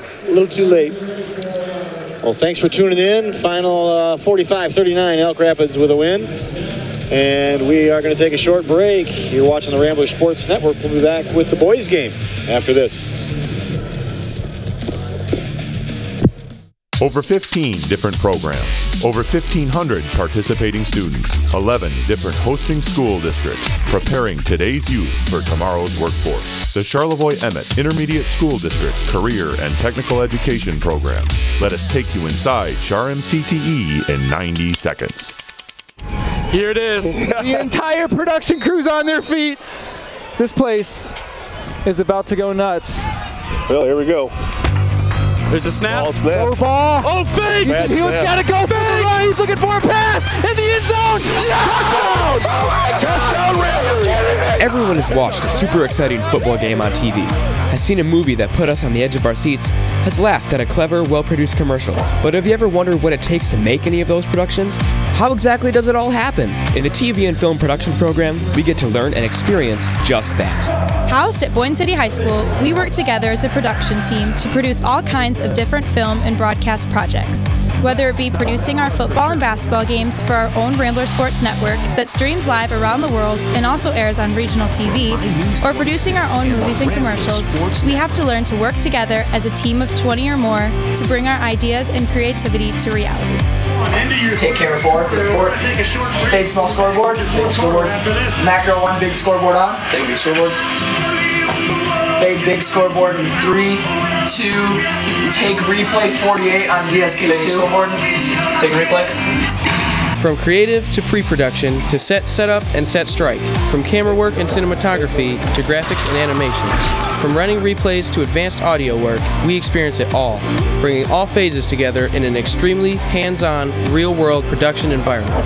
Boyne City wins it. I'm Andy Bryant for the crew, and Aaron Fritchie standing next to me. Have a good night on the Rambler Sports Network.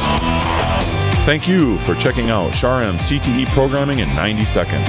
For more detailed information on program locations, how to enroll, and programs that might be right for you, visit your local high school counselor or contact the SHARM ISD Career and Technical Education staff.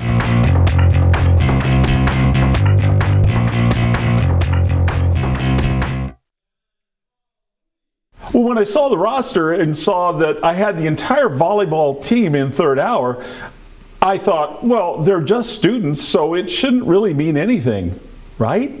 Veronica, what do you have for number 3? 3 times the square root of 5. Yes, that is correct. Kaylee, number 5? Square root of 32. I mean, it's even when I call on other students. And Nolan, what is number 11? Go Nolan, go Nolan, go! Go Nolan, go Nolan, go! 25. Oh, I'm sorry. Ouch! No different, right? Clear your desk and you're ready for the quiz, please.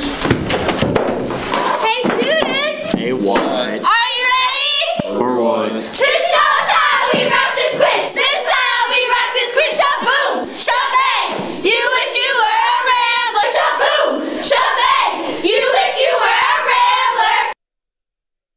Boyne City is the best. This is the best. We are the best. We're going to show them that today.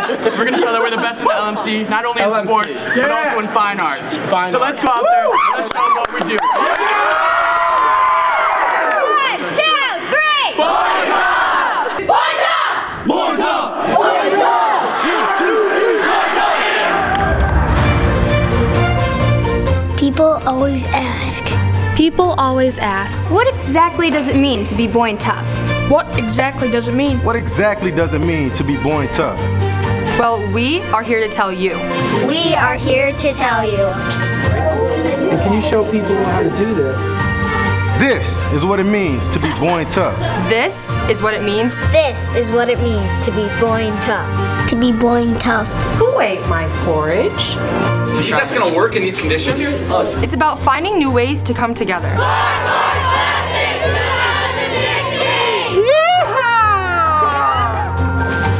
It's about striving for academic excellence and success in the classroom. The temperature is 35. It's about taking risks, innovation, and leading the change. It might be more difficult next year with the 2 types of roof. It's about access and exposure to the latest technology. A big scoreboard, 3, 2, take replay 48 on DSK2. Take replay. It's about taking school pride and school spirit beyond the ordinary. As the fans will storm the field once again, and just like 2001, we're going to the state semifinals. It's about being a part of a culture of winning and sportsmanship. Ball gets knocked around. 2 seconds left. 2 seconds left. It's over. Wins! 55-48. Is going to semifinals in the Breslin Arena. It's about a higher level of creative inspiration and education. Creative inspiration and education.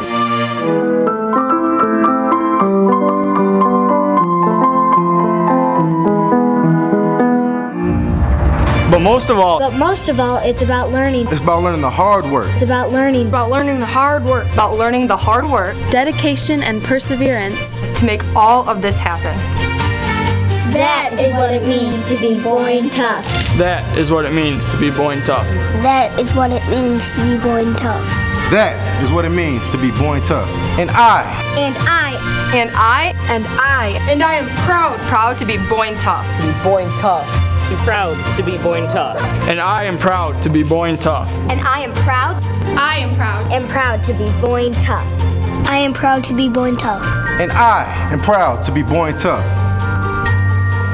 We are all Boyne tough.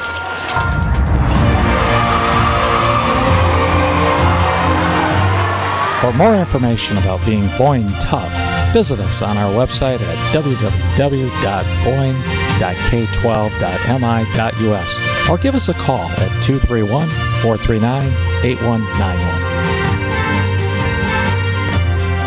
Over 15 different programs, over 1,500 participating students, 11 different hosting school districts, preparing today's youth for tomorrow's workforce. The Charlevoix-Emmett Intermediate School District Career and Technical Education Program. Let us take you inside CHAR-MCTE in 90 seconds.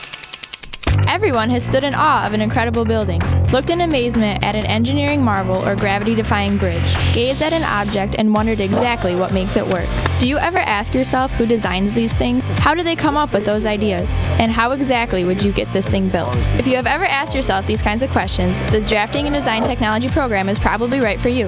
And we draw them in SolidWorks down there, and then we send that file into G-code, and that will send straight to the printer, and then you got your design, and then you got your object. Housed in 4 different locations throughout Charm, the Drafting and Design Technology program introduces us to the fundamentals of drafting and the incredibly powerful world of computer-aided design. We are taught not only the techniques behind drawing and interpreting, architectural and mechanical sketches and concepts, but also their basic engineering principles. We are learning skills to be tomorrow's engineers, draftsmen, architects, and interior designers. And we will be designing the future world we live in. From commercial building architecture and residential blueprint design, to AutoCAD and SolidWorks, from the basics of mechanical drafting to the latest in 3D printing, we experience it all. Whether we are planning to enter any of the multiple disciplines of the engineering field, or designing the houses and buildings of tomorrow, the Drafting and Design Technology program allows us to more than measure up to our competitors as we enter post-secondary education. Thank you for checking out SHARM CTE programming in 90 seconds. For more detailed information on program locations, how to enroll, and programs that might be right for you, visit your local high school counselor or contact the SHARM ISD Career and Technical Education staff.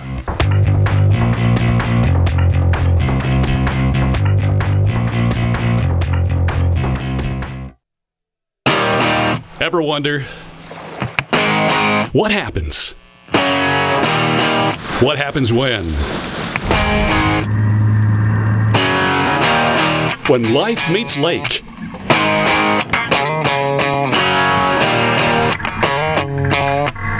When talent meets opportunity?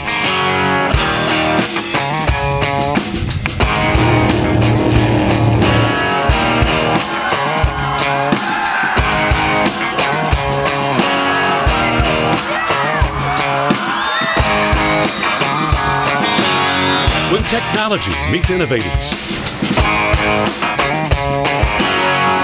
When business meets lifestyle.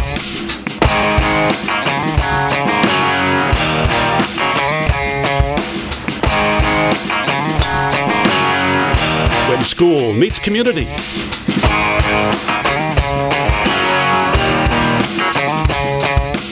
It's all what happens when you live Boing.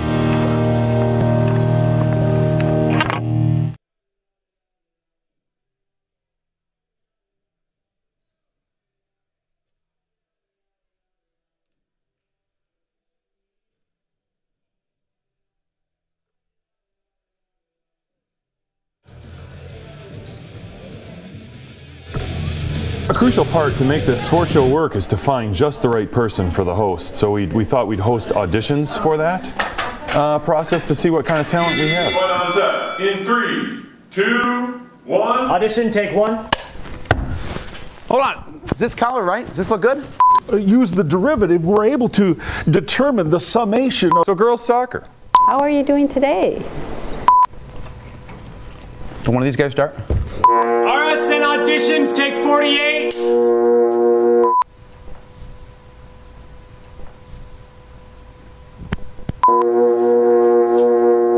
Hang on a second. Hey. What is that, silk? Is that silk? Auditions, take 26.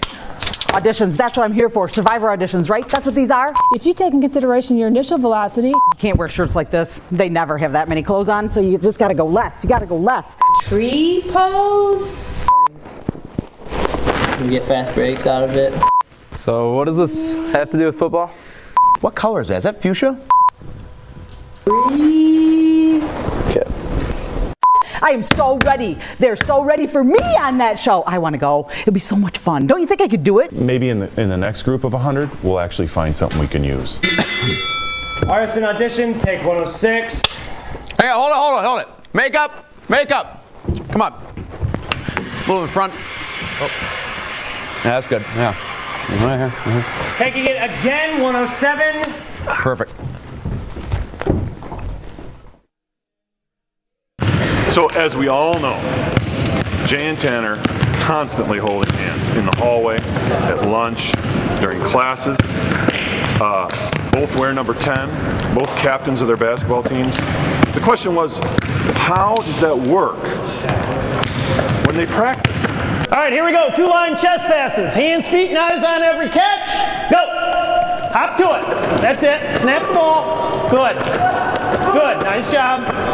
Nice. Nice job. Eyes up, Jen. Eyes up. Low crossover. First group. Go. Good. That's it.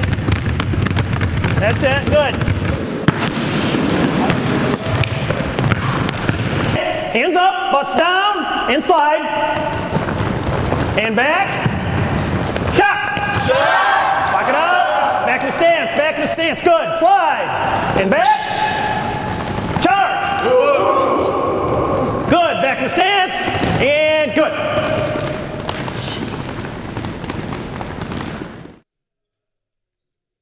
Over 15 different programs, over 1,500 participating students, 11 different hosting school districts, preparing today's youth for tomorrow's workforce. The Charlevoix-Emmett Intermediate School District Career and Technical Education Program. Let us take you inside CHAR-MCTE in 90 seconds. Everyone has fantasized about being behind the stick of an airplane, about sitting in the cockpit at the controls of a jet. Nothing conjures the imagination like flying, and nothing is cooler than being a pilot. But exactly how do you get that training? You must have to go through the military to learn how to fly. There's no way I could start my dream of becoming a pilot in high school. Right? Wrong. Thanks to the Aviation and Science Technology program housed at Pelston Airport, we are able to do exactly that. Through both coursework and hands-on training, we are getting an early takeoff on our flight careers. We are taught the basic engineering and principles of flight, the rules and policies that make air travel safe, and receive amazing training through state-of-the-art flight simulators, as well as the opportunity for actual flying time at the controls of a real aircraft. You're going to use your feet to keep us right down the center line. Your target is number 9. From chart reading to navigation, from engineering to flight dynamics, from weather to flight controls, from simulators to actual airplanes, we are exposed to it all. Whether we are planning on entering training as military aviators or entering the booming civilian aerospace workforce, the Aviation and Science Technology program allows us to fly above our competitors coming out of high school. All right, 729er golf, right? 729er5 golf. All right, so Boyne City traffic, Cessna 729er5 golf, left base. 9er, Boyne City. 9er, Boyne City. Hey. Thank you for checking out CHAR-MCTE programming in 90 seconds.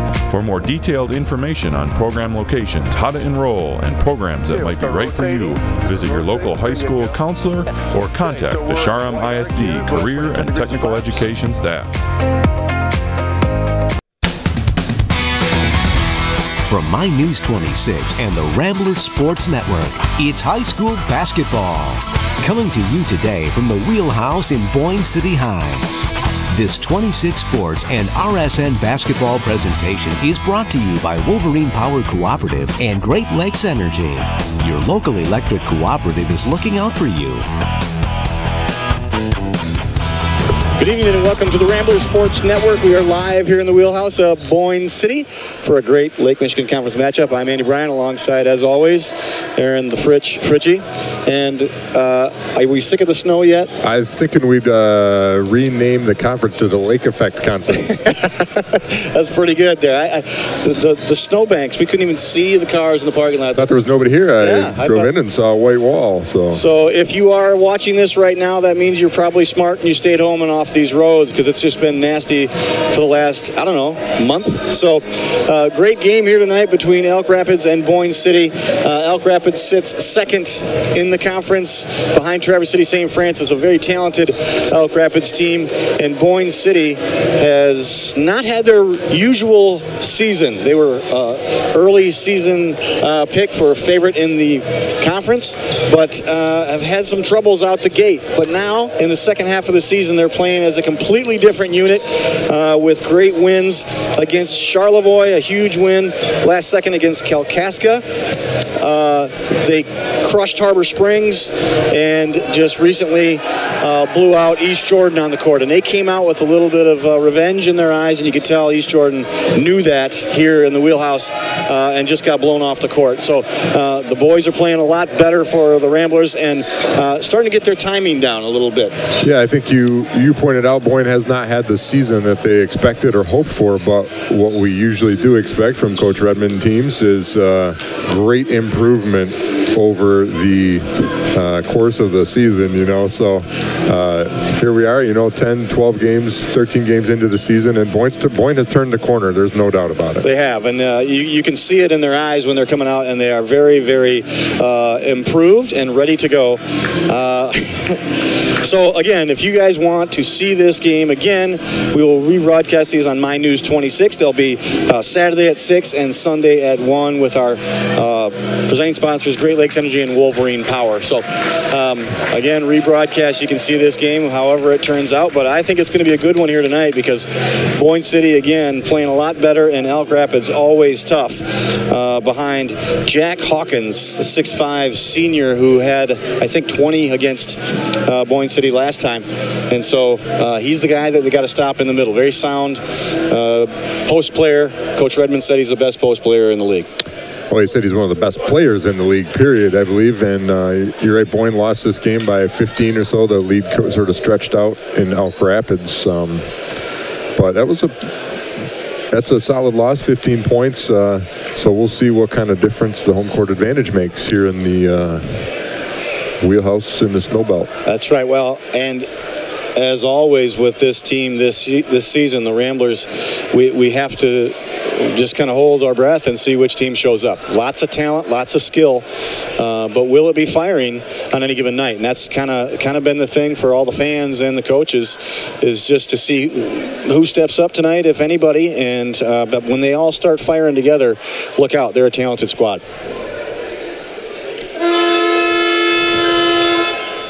Ladies and gentlemen, welcome to Boyne City High School for tonight's second game of our varsity doubleheader between the Elks and Elk Rapids and the Boyne City Ramblers. As a member of the Michigan High School Athletic Association, we abide by the highest standards of conduct and sportsmanship. We encourage all fans to support their teams in a positive manner and appreciate the efforts of all players, parents, coaches, and all the student body in the school.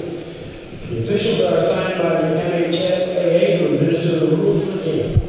Their experience and integrity qualify them to supervise tonight's sporting event. Now, ladies and gentlemen, please rise as we honor America with our national anthem.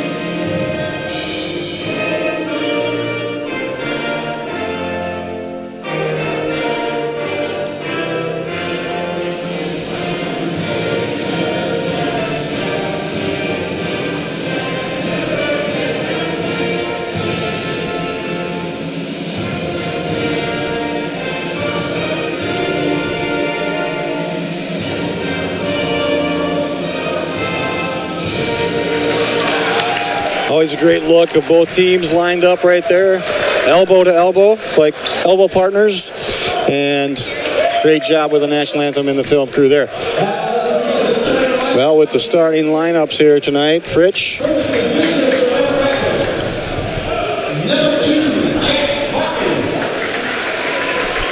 Elk Rapids will start. Number 2, senior Jack Hawkins. Number 3, a sophomore, Preston Ball. Number 5, Gordy LaFontaine, a sophomore. Number 11, also a freshman, Mason Travis. And number 15, a sophomore, Marlon Starkey.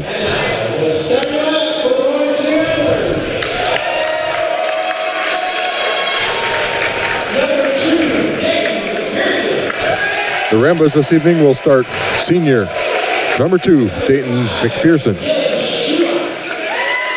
Number 5, senior Dylan Schulach. Number 10, junior Max Vondra.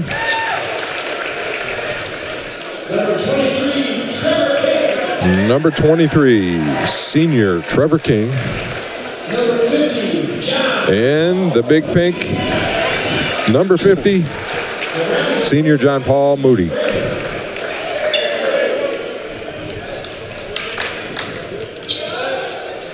Well, real quick right now for the Ramblers to get out.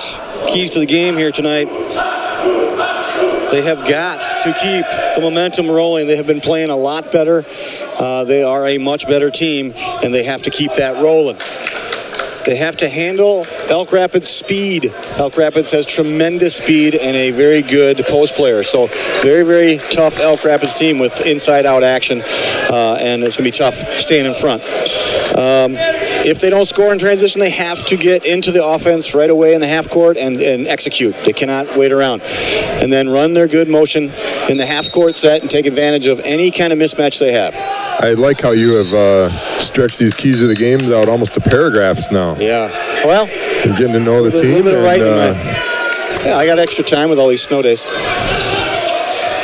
Paul Moody forgot to jump there. Hawkins wins the jump. Elk Rapids on offense first here. And there's a quick three-point attempt off the mark, and it's going to be off Schulach's foot. Man, you saw Preston Ball ready to shoot right now. Got to see the ball. And Elk Rapids comes out aggressive, that screen out on the perimeter, sort of back screen. Ready to shoot. Look at that. Preston Ball knocks down the first three very quickly. And here's the pressure. Elk Rapids has really done well often this year. That's why right there. Well, I think Max right there, good idea. He's passing to that open spot, but didn't know who was going to be there. Thought Dayton McPherson was going to keep running. Just kind of outran the ball.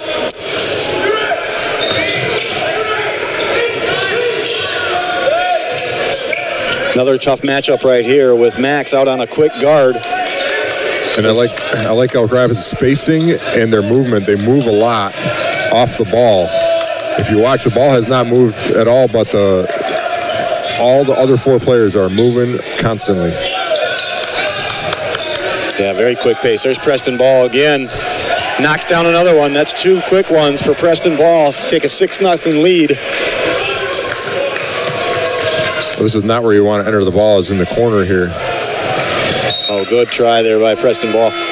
A lot of problems when you enter the ball here in the corner against the trap. I mean, you got two out of bounds lines, two players in front of you. It's difficult to make a pass. It's difficult to get out of it with the dribble. There's a long ways to go.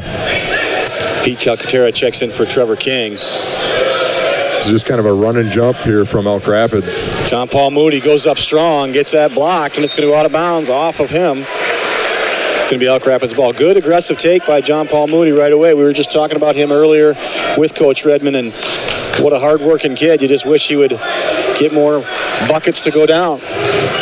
Well, they could use him tonight. They'd like to leave him on the floor with the size that he's got. This is a good matchup here with Calcaterra now on ball. And that little bit of extra length that Calcaterra offers can be helpful. And just the athleticism. I mean, Trevor King's very athletic, but Pete Calcaterra just a little bit of a different edge defensively on Preston Ball. And I think John Paul, if you're worried so much about Hawkins, you got to make him play defense. And there, Pete Calcaterra makes him play defense and get a foul. An excellent sign for the Ramblers to get Pete involved right away. He's had a couple of great weeks, Andy. Yes. He's really coming into his own and making presence felt, whatever you want to call it, having an impact on these games. But that's a great feed. That's a play they run for him to get the ball in the paint, and he is able to go up, draw contact, and finish with his left hand. And completes the three-point play to cut the lead down to 3. So, like I was saying, if you're worried about Hawkins playing in the post, put some pressure on him, make him play defense. John Paul Moody can do that. Look at the quick feed of John Paul Moody. Oh, man, that looked like a good block. It sure did. It was sort of awkward looking, but it looked clean, at least from here. Well, that's one that... And that's on, excuse me. Oh, go ahead. Yeah. They call it on McPherson instead of John Paul Moody, which is probably to Boyne's benefit because we're going to need the rest of John Paul Moody's 5 fouls. That's right. He'll definitely get his money's worth. But, man, the quick feed of John Paul Moody staying in front of Hawkins, just tremendous for his size. I don't think Jack Hawkins was expecting John Paul to be there. Oh, missed opportunity there, and that's going to stay Boyne City ball. Preston Ball grabbed it. It was out of bounds. So got lucky there. Just a tip pass, I believe, that was going to go to Calcaterra for a layup.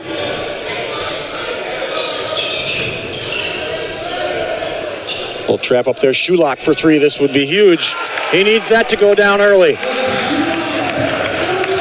Shulock been pretty quiet this season. That's a great shot for him to fall in the first quarter. Man, great move by Hawkins. You can see what we were talking about, him being one of the best post players in the league. That is a heck of a post move, man. Wow. Look at he's, excuse me. Trap there. Good back door by Shulock. But, man, Preston Ball. Oh, no, that's not. That was Hawkins that stepped in the way of that pass.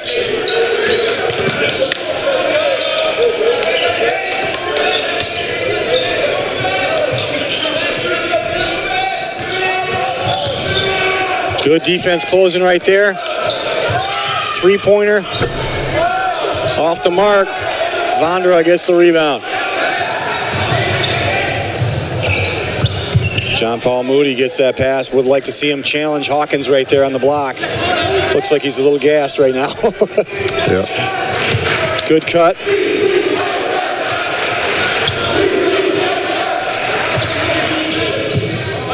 Good look. A little short. Losing his legs. Reaction of surprise from the crowd there. Yeah.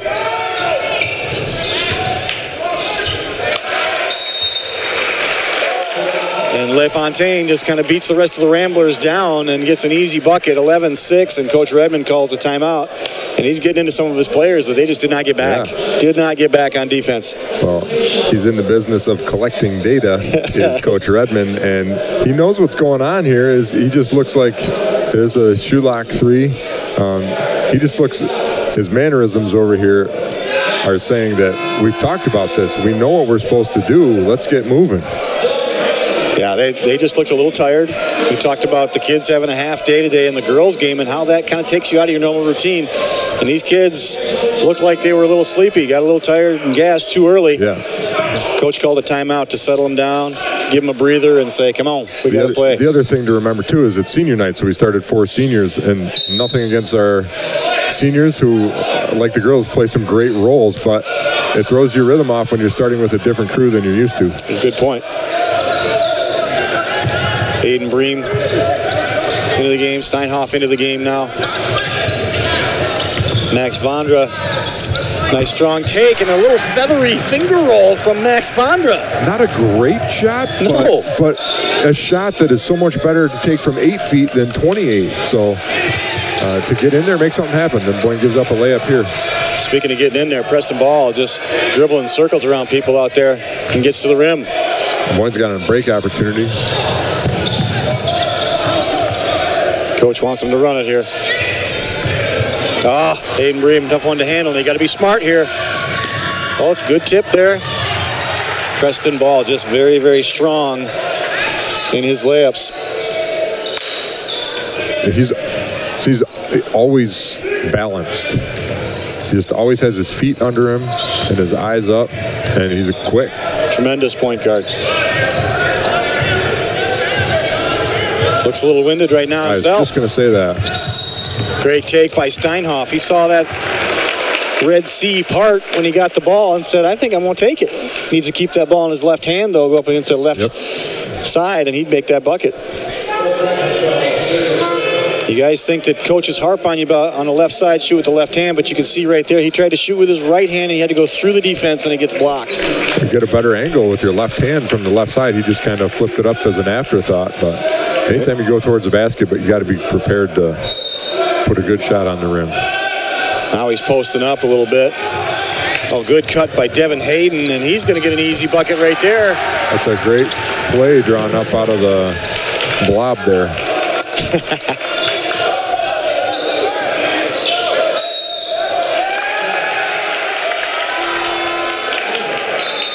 Most of these turnovers, we saw it in the girls' game too, they're caused by good defense right there. Steinhoff stayed with Hawkins on the roll. It was going to be kind of a little slip screen. Stayed with it. All of a sudden, that opportunity's gone, and you shuffle your feet when you're looking at that pass, and it's a turnover.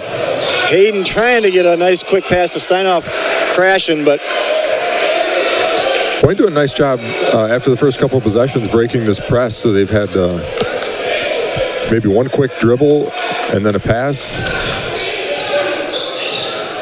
Been kind of spreading that defense out. Just powers right through and just couldn't get it to fall, but there's Calcaterra. In and out. Steinhoff rips it. Misses again. 3 great opportunities from Boyne City. A great sign. They're on the boards.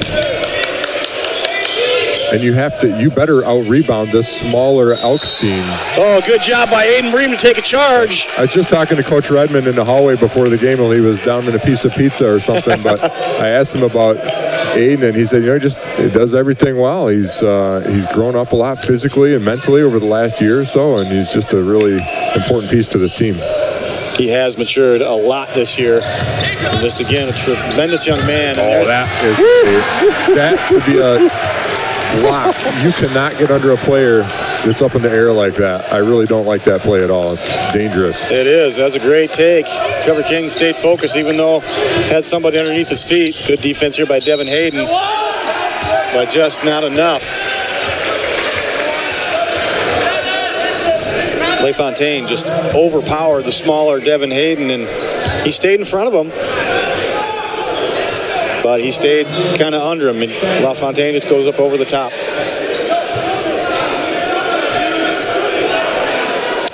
Hawkins is going to get a little rest. He looks a little bit out of breath there. What have we got here?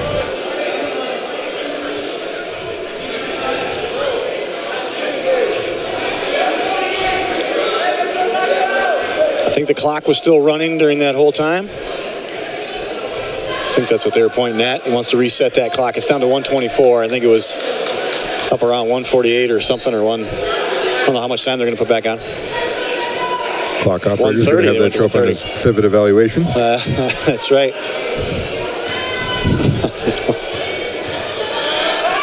Well, we got those guys over there at the bench that do a great job every week. They do. Talking to the refs here tonight, some of these guys have 5 games scheduled next week. Makeups from like crazy. Snowmageddon. LaFontaine missed the free throw, so it's 17-12. That was a nice break. That was a good decision by Aiden Bream to not dribble that ball as much as he wanted to. A great take by Bream, and he just too hard off the backboard. Looks like he could do that anytime he wants. Man, wow. What a great move by Preston Ball. He's got really fantastic control. It's one thing to be a good ball handler, but that ball is just sort of glued to him. He dribbles low. He's balanced. Yeah, really nice take. I was going to say that, coaching younger kids and watching these kids, and they just want to chuck it from the three-point line, but being able to handle the ball and change direction with a stable, square base is so important. And you watch that. He was square. His feet were square. Even as he was spinning, totally had his balance and made an easy shot, but made it tough for Pete Calcaterra to stay with him. What I really like about he's just such a clean player. He doesn't have that real high carry dribble to him. Right. Just does it the right way. Great rebound by Aiden Bream, and foul on Fager for Elk Rapids. Senor Hertel with a great tweet. Joining late. Where's the student section tonight? Can't see them. They are elk hunting tonight wearing camouflage, if you can see there. I wondered if, when I saw all the students, if they had gotten in and cleaned out Senora's wardrobe. Or where all that camo came from. Nice job. That was a good camo joke, I would say, Senor. There you go. You can see the graphic. We are hunting elk tonight.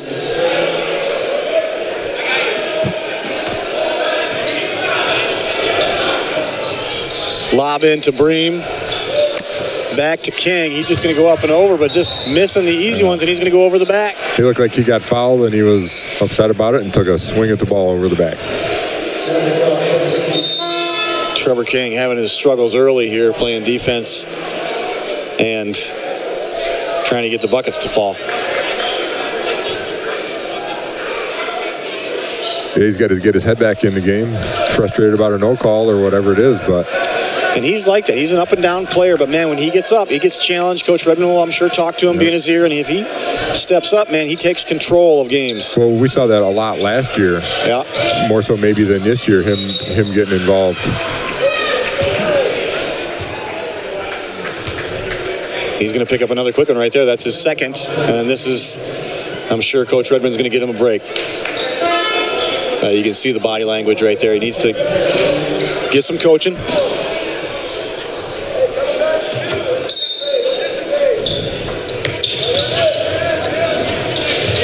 Elk runs these great out-of-bounds plays very aggressively, specifically to get a 3. 3 threes for Preston Ball already.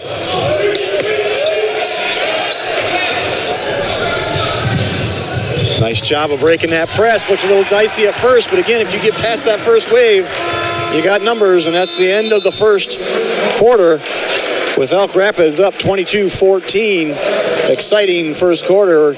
We're going to take a quick break. You're watching the Rambler Sports Network. We'll be back with your second quarter after this.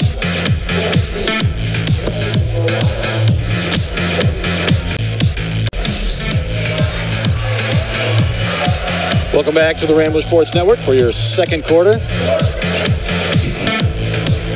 Again, Elk Rapids with some stellar shooting by Preston Ball, up 22-14.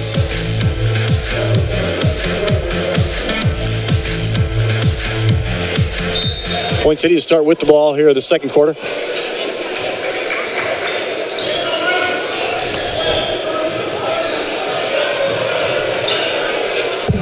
Good back cut there by Max Vonder, and they're going to call a travel. Yep, that's a good call, but it's a good play, too. Coach Redmond looks like he's trying to get a couple of plays in, try and get his guys some open looks in places of his choosing. Yeah, we've talked about that before. To get some of these guys going, just design a play that goes right to them. Oh, man, that was a great take. Mason Travis. Great move. There's Vonder with his own, pulling his way down Main Street. That's the second time we've seen that tonight, him going to the rack. I love it. We can with a smaller guy on him, which everybody out there right now is. And both times going to his left also, which as a defender, sometimes you don't quite expect that. Devin Hayden, the Boyne City Waterbug. And great job to force a bad pass that Calcaterra comes up with. Shulock feeling it from way downtown. A little off. That was a long shot. Well, you can tell he's feeling happy with that. I think he's going to put Drew Neer in. Yeah, he's looking at the managers. Look at him down at the end of the bench here. Good hands by the Ramblers. Tip it off Elk. It's going to be Boyne City ball. Subs coming in. Dayton McPherson going to check in. John Paul Moody going to check in for Aiden Bream.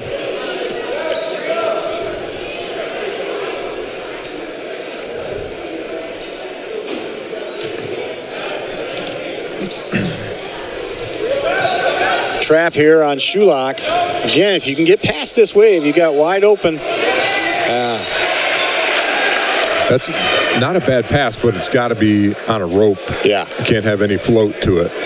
You got one guy back there defending essentially two players on opposite sides of the court. So unless that pass is a quick one, he's going to be able to get there. Shulak taking it right in. And you know what? Shulak on this end is working his tail off. Oh my goodness. What a steal by Max Fonder and save.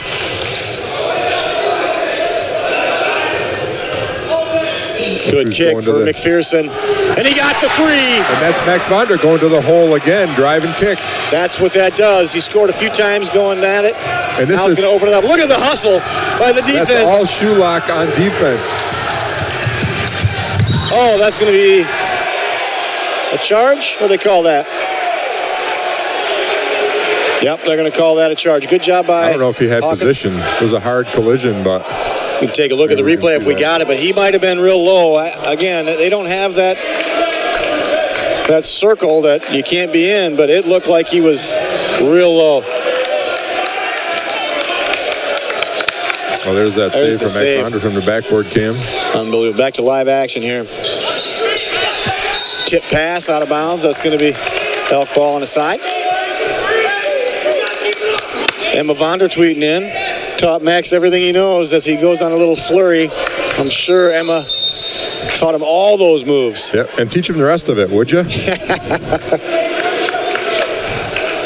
Good job, Emma. Yeah, you've done well. Dylan Shulak taking a breather. Hayden Bream back in. Well, what I was trying to get out there in the midst of all that action is Shulak has stepped up his offense, but he started with his defense, got involved on the defensive end first, and then got comfortable on the other end.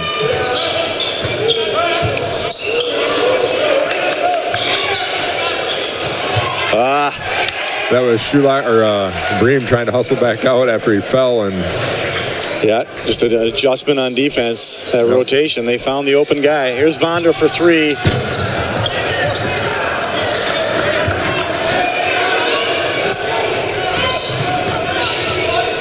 Hawkins with a hesitation drop back for Preston Ball. That's the first 3 I think he's missed, right? Or no, second one he's missed. Yeah, and a big rebound for Petey Kalk. The pace has definitely picked up here.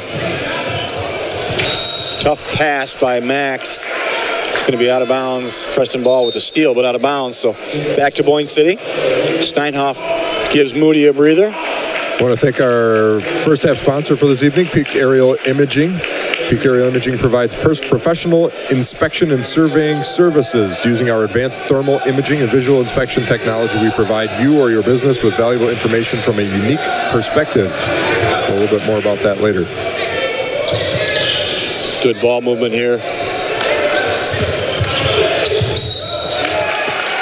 Shot by Steinhoff to attack baseline, causing the defense to come over and foul. That's Mason Travis. That's his second foul. Well, I'm going to apologize to Frank Steinhoff's dad right here, but he didn't learn that from his dad. Already, I bet you he's taking Dad to town in the driveway. He knocks down the first free throw, which is a good sign. Got them both. So, Frank, if you're listening, I'm sorry, but that's the truth.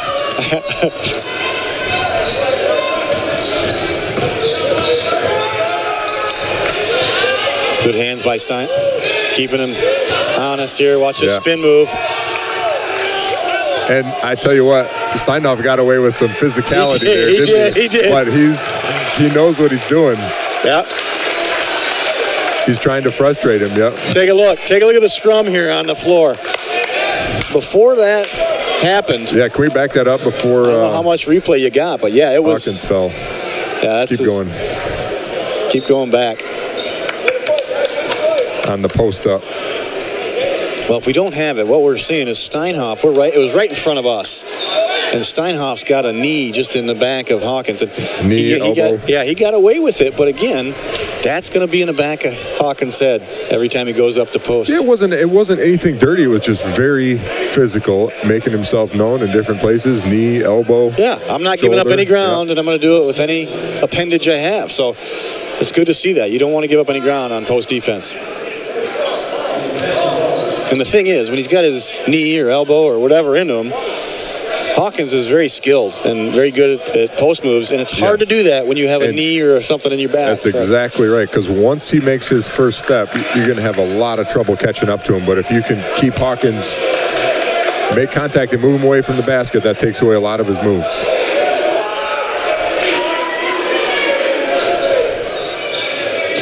So here again, Elk Rapids trying to get a 3 out of this. They have on all of their out-of-bounds plays just about so far.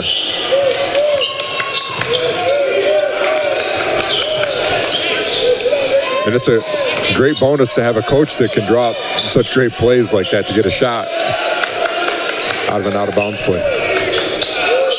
Yeah, Brett Graham does a great job. Oh, nice floater. Yeah, right over McPherson.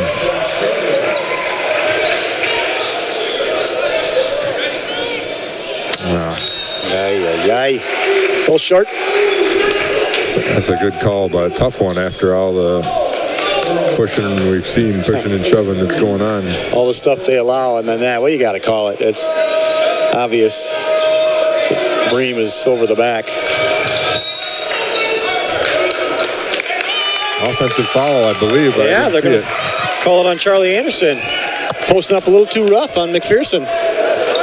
Down there in the post. Yeah, it was right before that. It was right here, but we just caught the tail end of that play there. There's it on the screen. Might have been on the screen. Hard to tell from that angle. Yeah. There's a steal. Steal and a layup for Elk Rapids. 28-23 now. Well, this pressure is really disorienting. It is. They fly at you. They really do. Max Fondra for 3, just like Emma taught him. Good job, Evie. Good post defense by Steinhoff. Yep. Having a great job defensively tonight. We talked about him a week or so ago. He is deceptively powerful, isn't he, Steinhoff? There it is. The Max Fondra shot. Nice follow through. Good balanced shot. Sometimes he has a tendency to lean a little bit. That was a really nice shot. And it went in. Max Fondra putting it all together here tonight early.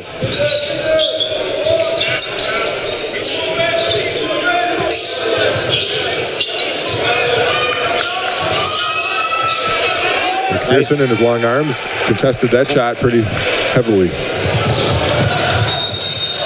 That's going to be out just on pure hustle by Caden Patterson. That's going to be off him. So Boyne City's going to end up with the ball. We kind of got a break there. It wasn't a great pass. But Elk Rapids steps on the line, turns it over. Hawkins coming back into the game.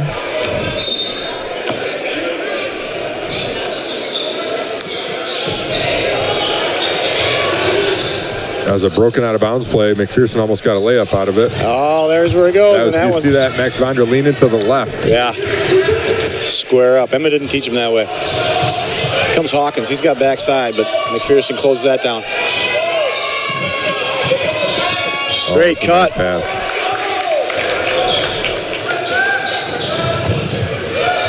I'm going to see Max hold that ball for a second and prod the lane a little bit, but we find Shulock coming down the gut.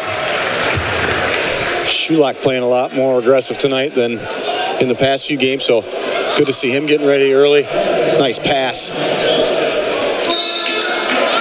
Yeah, and that's a good shot from Shulock again. And they're going to call that a charge. They called that a charge on that. What?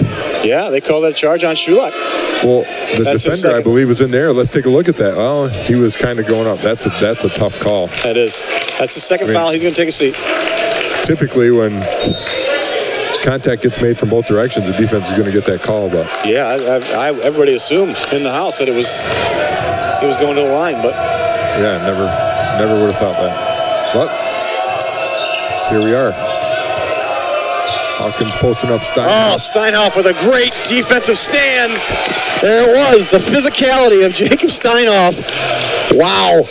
That was right in front of us. That was fun to watch. That was fun. And they probably could have called a foul there, but again. Easily. It's the contact's going both ways. Yeah. Well, there's a little bit of leeway when you're on post defense. I mean, they're banging against each other. And that was fun to watch. I mean, they're both strong kids. Steinhoff is not going to back down tonight. And he couldn't get into his set. Hawkins could not get into what he was going to do because of that pressure in his back. Yep. Well, and we've seen it kind of taking him out of his comfort zone a little bit down there, Hawkins, and having to try and he's trying to think of another way to make things happen. So that's the effect of physicality like that, and the value of a kid like Steinhoff. Yeah, he is a brute. He's not a finesse player. No.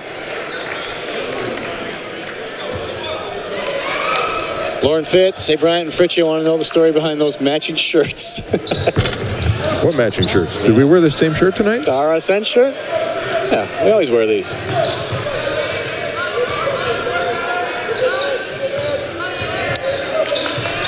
Great defense here again by Boyne City Ramblers, and there he goes.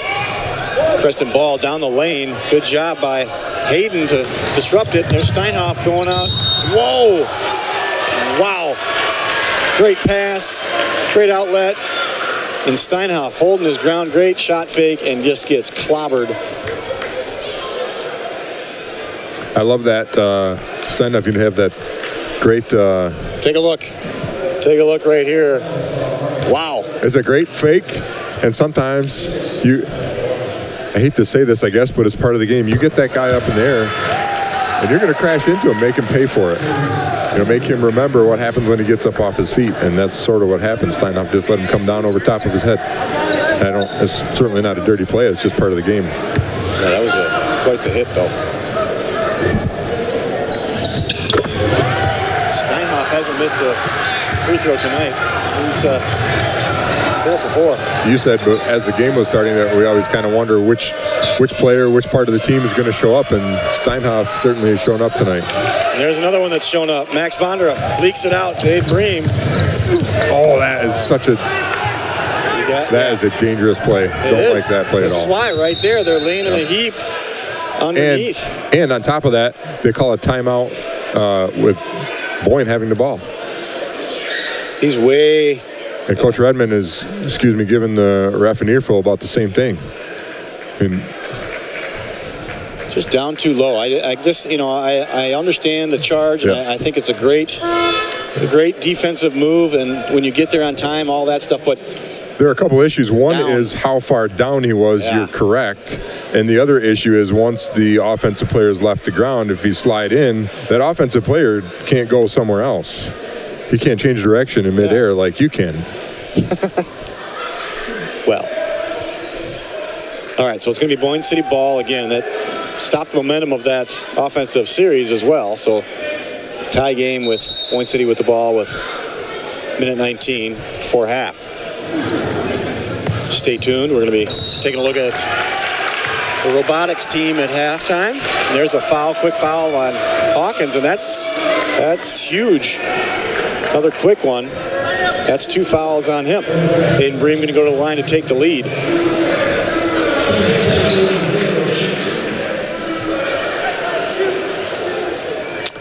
Well, this is a good first half for Boyne. Started a little bit slowly. Gave up those 2 threes in the first minute or two. Started a 6-point deficit, and they've got a tie game. Not a chance to take the lead, but I hope they can keep this energy going through the halftime. Yeah, Aiden misses the first free throw, and we don't want that to start.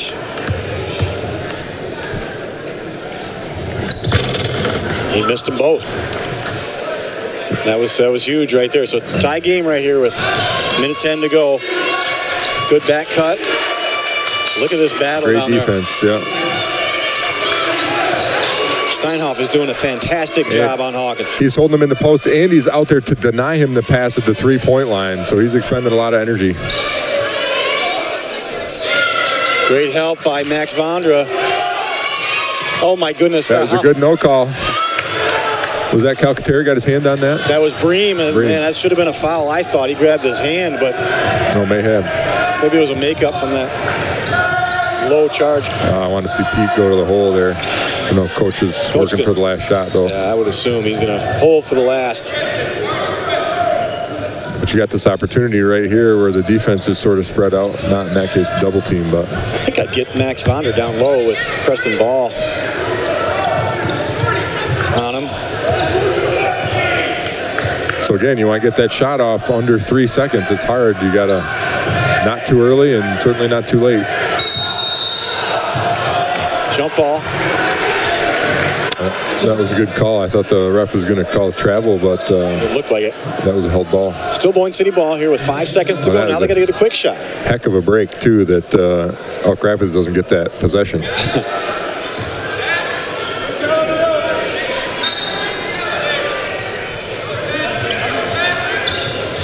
Calcaterra with the ball, 4 seconds. Got to get it up. Devin Hayden for 3. And he got it! Wow. 31-28. Wow, that's huge. That'll wake up the Rambler Rowdies. With a great kid like Devin Hayden to get a 3-pointer, not characteristic of him. That's a great decision shot by Calcaterra. He wanted to get that shot up, but this is why you go with 3 to 5 seconds, not 1 second. Because if Calcaterra is ready to shoot that ball with 1 second left, he's got nowhere to go with it. Right, and that just ends up the end of the half. But great job to kick it out, and Devin Hayden knocks it down. We're going to take a quick break, and we'll be back with your Boyne City Blaze robotic team after this.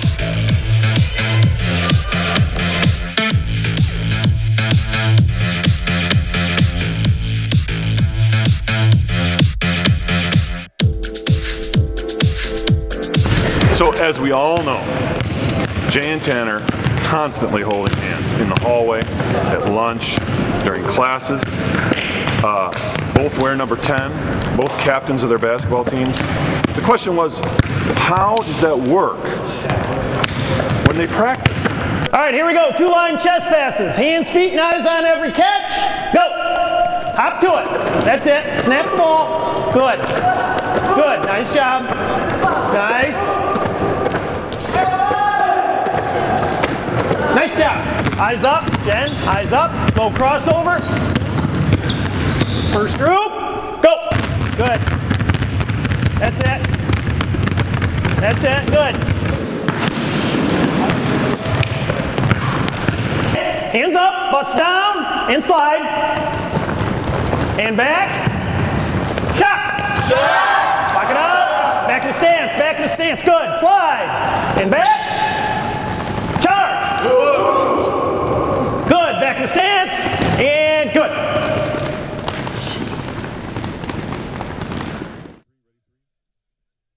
Over 15. All right. Here tonight to showcase and ask for your support.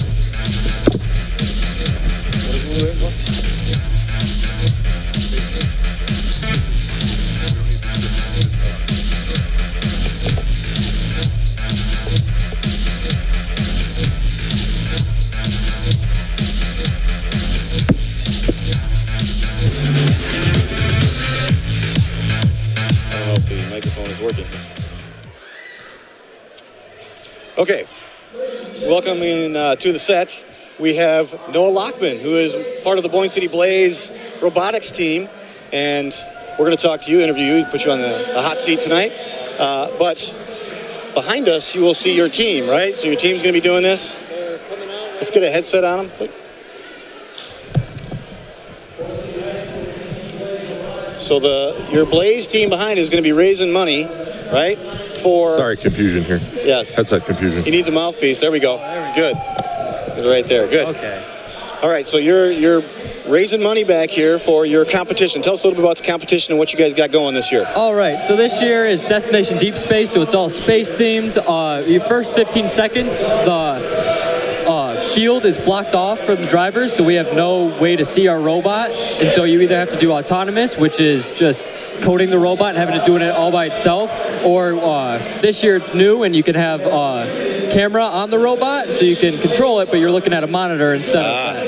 And then after that 15 seconds, the main goal is to obviously score as many points. And the way you do that is there's hatches, which is just these discs, and there's cargo, which is just big dodgeballs.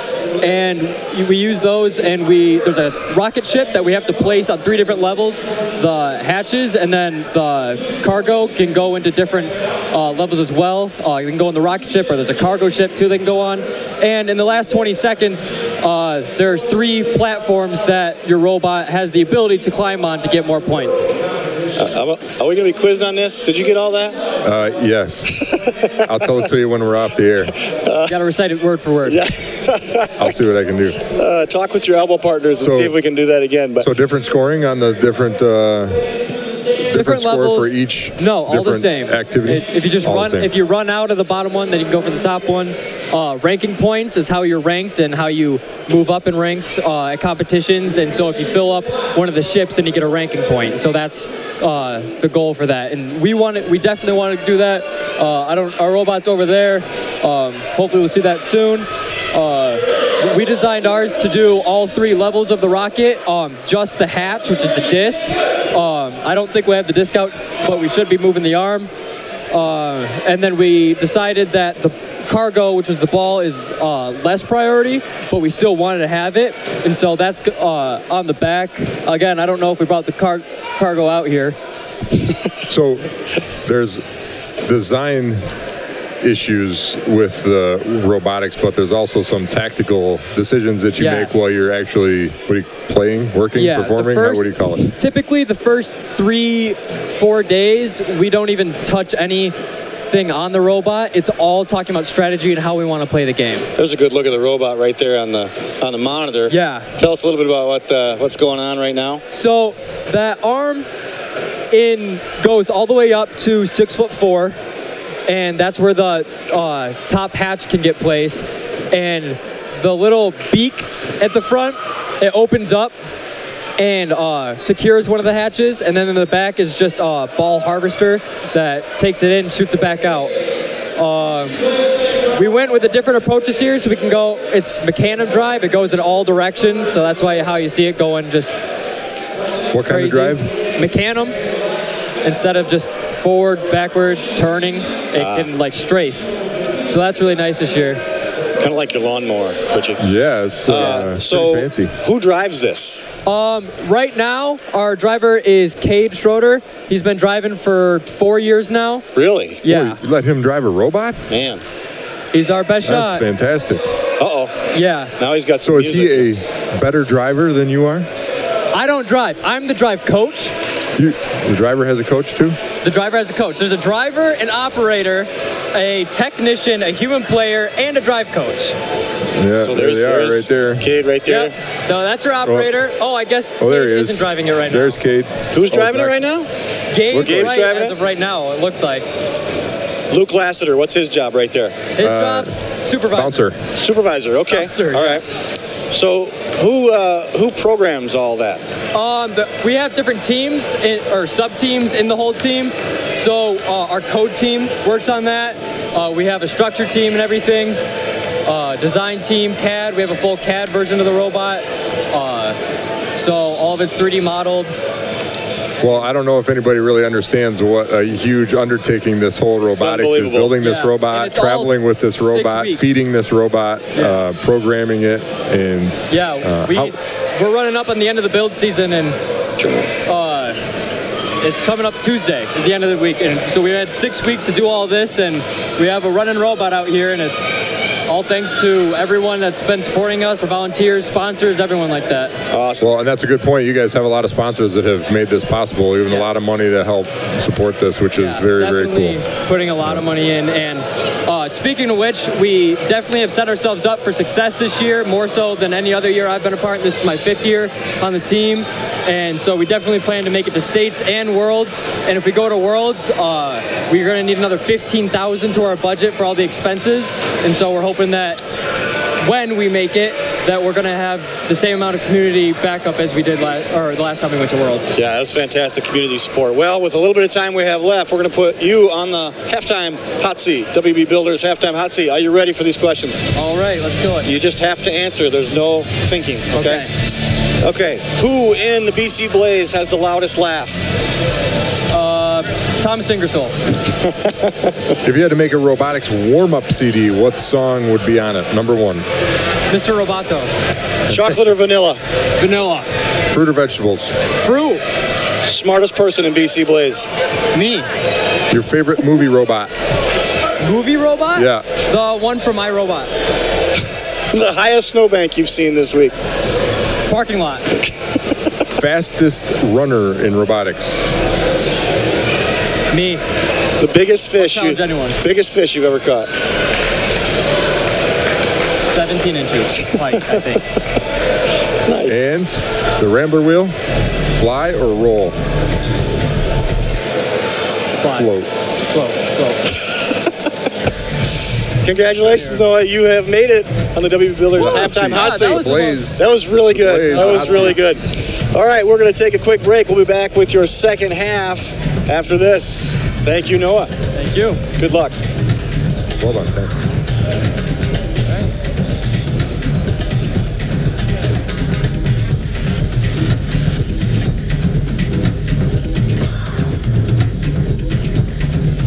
In the game of life, it's not how far you can hit the ball. It's not how high you can jump. It's not how fast you can run. Or how many points you score that matter. It's really how you play the game that counts. My high school athletic career will only last 4 quarters. For a few years. For that moment in time. But the lessons I learned will last me a lifetime. Leadership, teamwork, hard work, work ethic, how to deal with both success and failure. Those will last me a lifetime. We are Lake Michigan Conference.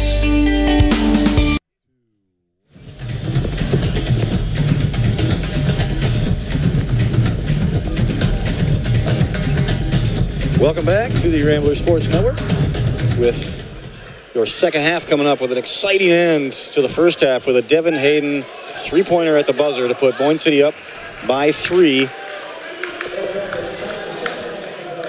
And what a fast-paced first half that we had. It was fast-paced, and Boyne City really put together a great quarter there in the second. Much more complete, more awareness, more hustle. And more buckets. Good D right here. You see Trevor King doing a great job on defense. Chilton Shulock poke away, gets it back for an easy layup. That's the awareness we're talking about. Trevor King caught that ball facing the far corner and knew that he had a player running down the floor here. They definitely like to run it out whenever they get a steal or a turnover. Watch Preston Ball go to work here. What a great spin move on Shulock, but Shulock got his hands on it. Thought it might have gone off ball, but it's going to stay Elk Rapids ball.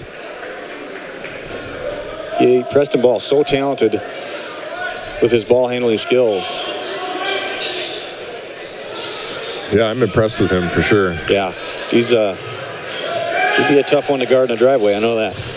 Hawkins going to work on John Paul Moody. Steinhoff did a great job on him. Look at that block by Moody. Coming off to help for Max Vondra. Swats that one out of bounds. You and Coach Redmond were talking about his feet earlier before the game, and he's deceptively quick. He really does have pretty good feet. He's not a well-versed ball handler, but he moves pretty well. Good shot there by Ball off the mark. Hawkins gets the rebound, tips it out. Another possession here for Elk Rapids.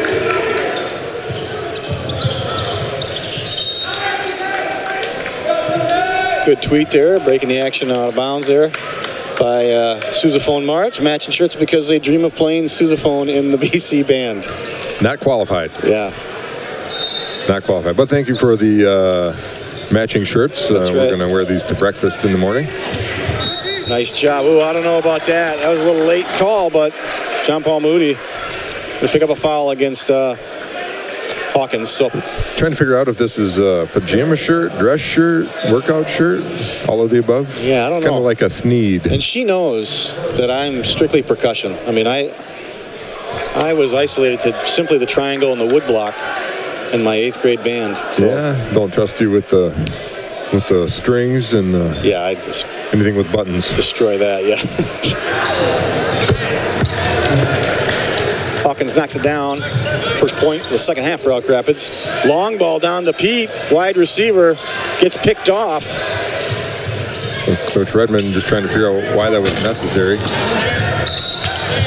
Jump ball, good call right there. It did look like a foul, but it was after they had come down with it. In the air, it was a jump ball. Yeah. Boyne City ball again. Don't need to go deep. There you go.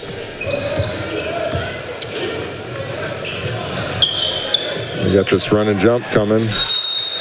Another jump ball. That's going to be up now.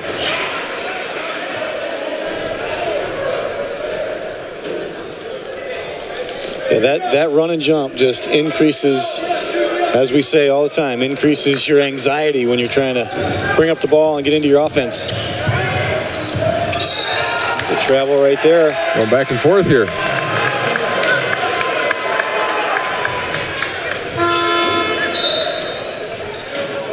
Well, lots of turnovers, not a lot of scoring going on for both teams in the second half.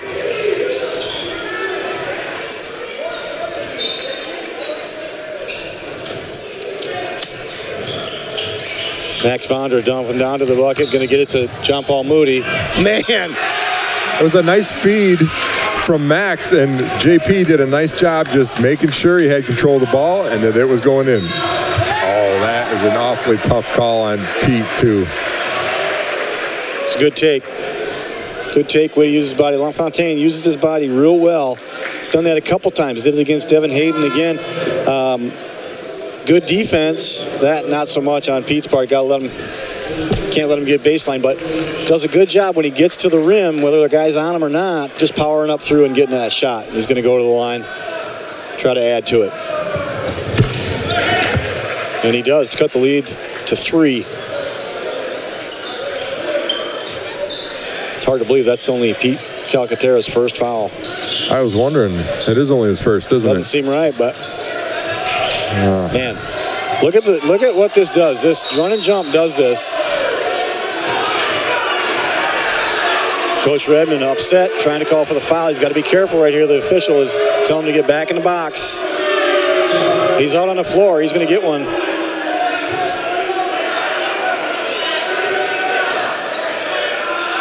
Yeah, John Paul had that ball about 3 different times. Coach Redmond was here hollering timeout, I think is what he's saying. And Coach Hardy's going to calm him down. Sit on his lap here, I think, and keep him on the bench for a minute. But I think Coach Redmond made his point. Obviously not going to change that call, but yeah, you got to let him know. He was trying. There's a nice pass. On the floor. They're going to call that on the floor, even though the bucket went down. That was close to being a charge as well, but I don't know that it was a charge, but I thought he was going to call a charge the way he blew that whistle. And yeah, it was quick, and you see it coming. You see big body of Moody. Thought he was going to get a charge, so, but he didn't. So knocked out of bounds. Going to be Boyne City ball underneath their own rim. Max talking to his team here. What do you guys got to? They didn't do something right. He wasn't happy with that, and trying to correct it. Although they're going to run a different play here. I would say they need to be more assertive with the basketball. It's been on the floor a lot in scrum situations, and they need to be assertive with what they're doing. Right there, that's a great move by Bream. LaFontaine's going to bump him too much. And I like that play to get the ball to Bream sort of on a clear out on the post. I mean, he's a kid that can make something happen either with a post move or face up and go to the hole. So he makes good decisions. You know, if he doesn't have a shot, he's going to kick it out. I really like that set. Yeah, that's his maturity coming leaps and bounds this year for this kid. The Boyne's running a post up for Max Vondra. And one. Great take. And that was quick hitting. You could tell they knew that was coming. They knew that play, and it just pop, pop, pop. Max was telling me how big his head was the other day, and I'm just noticing how hard it is because they went forehead to temple there right before the shot, actually. It wasn't even what the foul was, and he played right through it. He's a tough kid, solid kid. And he just got an edge on a smaller kid and made him pay. Steinhoff checking into the game.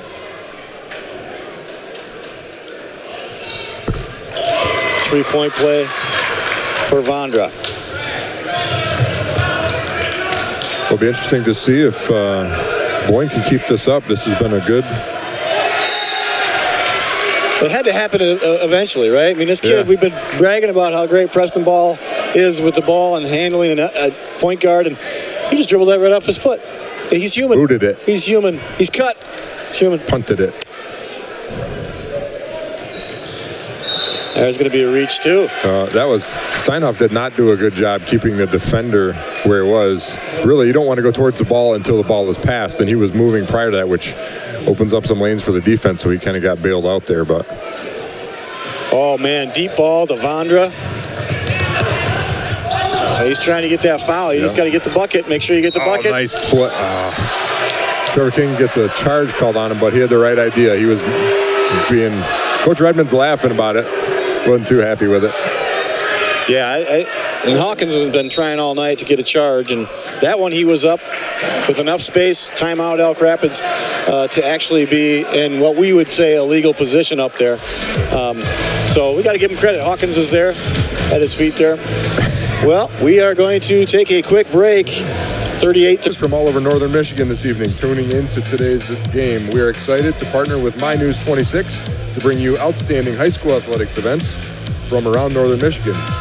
Both My News 26 and the Rambler Sports Network know the value of educational athletics and are proud to present this experience to our viewers across the My News 26 viewing area. This RSN My News 26 broadcast has been brought to you by Wolverine Power Cooperative and Great Lakes Energy. For nearly 80 years, Great Lakes Energy has been servicing Michigan residents with reliable electricity. Local and community-minded, Great Lakes Energy is looking out for you. So Peak Aerial Imaging, also a sponsor this evening. We're grateful for all of your assistance. Yeah, this is shaping up to be a good one. Might have to watch that rebroadcast. Wow. Mason Travis knocks down a three. There's that run and jump, just throwing it over the top. Aiden Bream going to take it right in for an easy layup. Going around the guy that was waiting for the charge. There's Max Vonder with a steal. Oh, great hesitation. Go up strong with it. And missed an opportunity right there. Smart defense by Elk Rapids. One's got locked down here. Steinhoff again on Hawkins. I love this matchup. Yeah, that's been a fun one, hasn't it? It has been fun. And right there, Hawkins got the upper hand. Oh, boy. That's always been there. Vondra to Calcaterra leaking out, but they've done their scouting report. They know that that's what they look to do. Oh, good block by Vondra, but that's going to be a foul. Too much with the body. Chuck Vondra up there having a giggle about that one. Looked like that was a good block, didn't it? At least from Dad's eyes. Well, everybody, when they get that block and they swat it out of bounds, man, you just want it to be clean. Here it is. Take a look at it. Yeah, you got a point. Yeah. You got a point might there. have been a little body prior to that, but I don't know if that was worthy of a call. Yeah, you might have called that on the floor. I would have called that on the floor earlier, but it's a bang-bang play. We're watching a replay. It's hard to do that when it's full speed. And this doesn't seem right either. That's Max Vonder's first foul as well. But staying out of trouble. That's good. Yeah, Elk Rapids is a 2-point deficit for Elk Rapids is nothing with the way they shoot and handle the ball. So Boyne's got to be consistent on defense, and they've got to keep working their offense. Well, they're getting a little sloppy. They're not running tight curls and tight screens here, and then this becomes just a cluster offense. There we got a chance here going back door. That's a play that has not happened a lot. Elk Rapids kind of tried to get into passing lanes, which they do a nice job of, but Pete just took advantage of it, got all the way to the rim with it. To his credit, great play. Yeah, it was a great read. And there's a good hustle play. Yep. That's Shulock. Be careful here. That was Shulock on the ground who immediately eyed a teammate and got that ball out. Oh, yeah. So that, and you see the defender just kind of comes right around, and Pete goes until somebody stops him, and nobody shows up. Just a great natural motion to spin away and keep going. And Pete has always had those instincts. I mean, for as long as we've been watching him play, but he's at the point now where even on the varsity floor, he is turning that into something, not just having an idea what to do, but being aggressive with it. McPherson for three. That one's long. Rebound, Calcaterra and a slew of other people, and that's going to go to Elk Rapids. Called it off of Calcaterra last. You can hear Devin Hayden on the bench. Bench has always been a big part of this Boyne City program. Keeping everybody on the floor happy.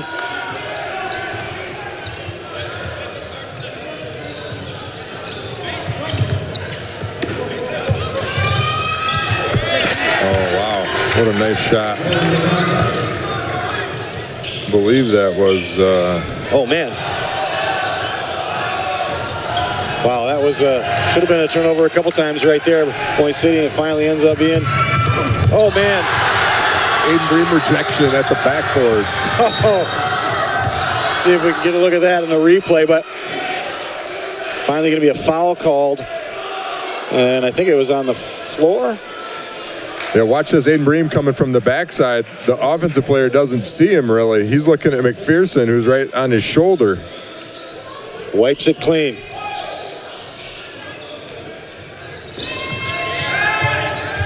Oh, nice job by Calcaterra. Oh, LaFontaine, strong hands.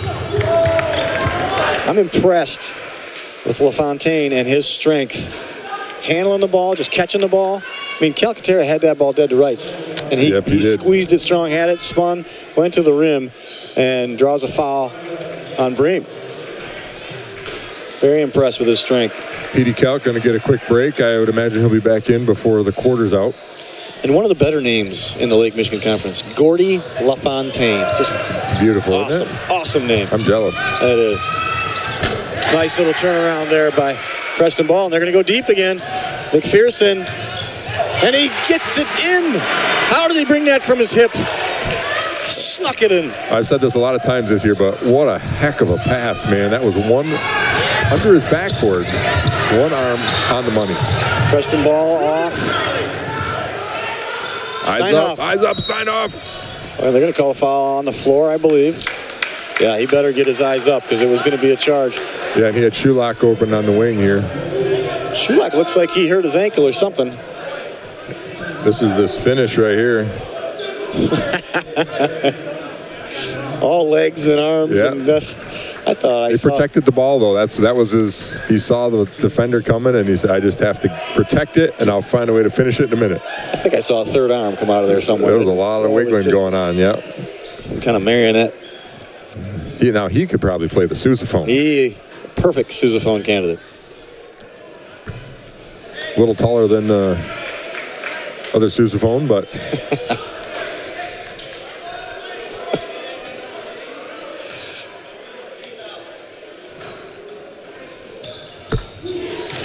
Steinhoff has been big tonight. He has. He's really playing well. More so defensively than offensively. He's contributing. Look at this defense from Aiden Bream. Oh, just stuck in mud for a second and he got by him. Great ball handling. Look at this outlet. Oh, and Steinhoff got clobbered and made it. That outlet pass right now is half of Boyne's offense. And what's going to happen? The pressure is, it's going to happen every time. Can we rewind that to when he throws that pass? Take a look at the floor. Yeah, right there. So he just released it. I mean, this ball goes out, and he's got it in his hand, and he's firing it. Well, Boyne City gets the rebound off the Steinhoff miss. And that's going to go out of bounds. It's going to be Boyne City ball. And my point I was going to make is they start doing that. Now Elk Rapids is going to have to adjust to that. They're going to have to keep a guy back, leak a guy back every time, and that takes them out of their offense, takes them out of the rebounds. Just makes it a little bit harder. Oh, gosh. McPherson started leaning, didn't he? Got moving.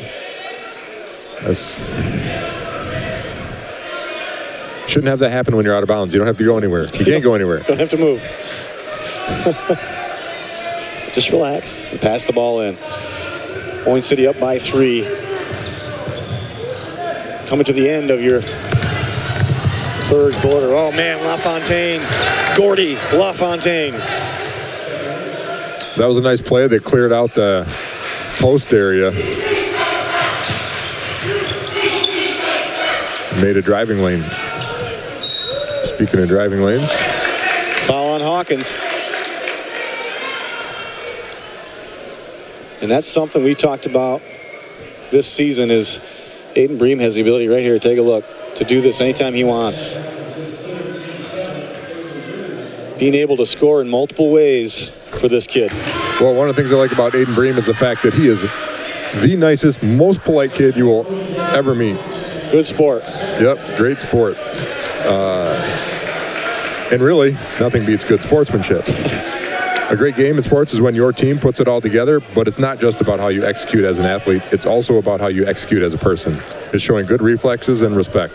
It's showing confidence, character, skillfulness, and sportsmanship. Now that's a great game. Message from the MHSAA promoting the value of educational athletics, and Aiden Bream's the epitome of that. I don't know if I've ever seen him angry. I haven't either. He's a poster boy for a good sport. And I'm pretty sure if he was angry, he would still be polite. Yep. I know my kids, my young kids, they notice it. They watch him help people up. They watch him talk to other players. Keeping it just a game. It's a game. Oh, man. John Paul Moody has a new game called football, and he just knocked that kid down. There's a lot of swinging at shots going on, isn't there? Yeah. Game's getting a little, I don't know if I'd say chippy, but a little more physical. Yeah, it's very fast-paced, and you got to be careful those fast-paced game like that if you're moving fast and you turn and run into John Paul Moody, it might hurt a little bit. So.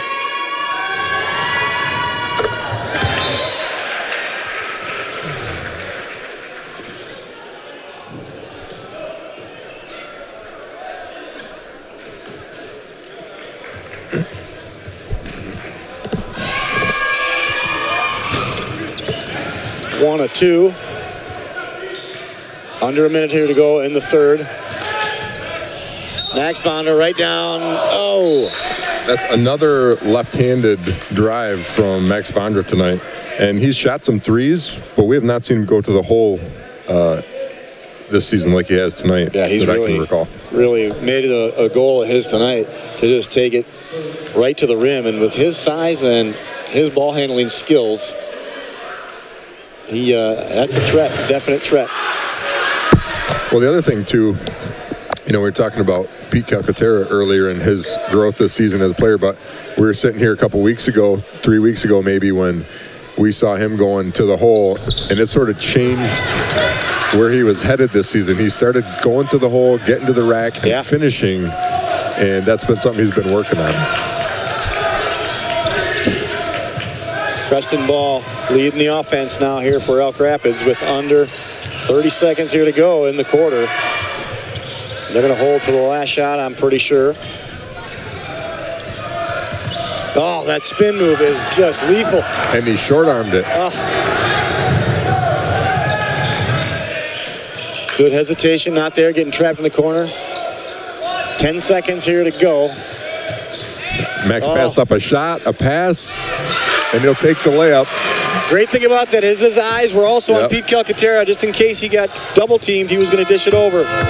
He was trying to run the clock out, but he couldn't pass that layup up. Yeah, it opened wide up. But that's the end of your third. Point City on a little spurt here, 53-47. Man, what an exciting end to that third quarter. So we're going to take a quick break, and we will be back with your fourth quarter. Don't miss it. It's going to be a hot one. You're watching the Rambler Sports Network. We will be back after these quick messages.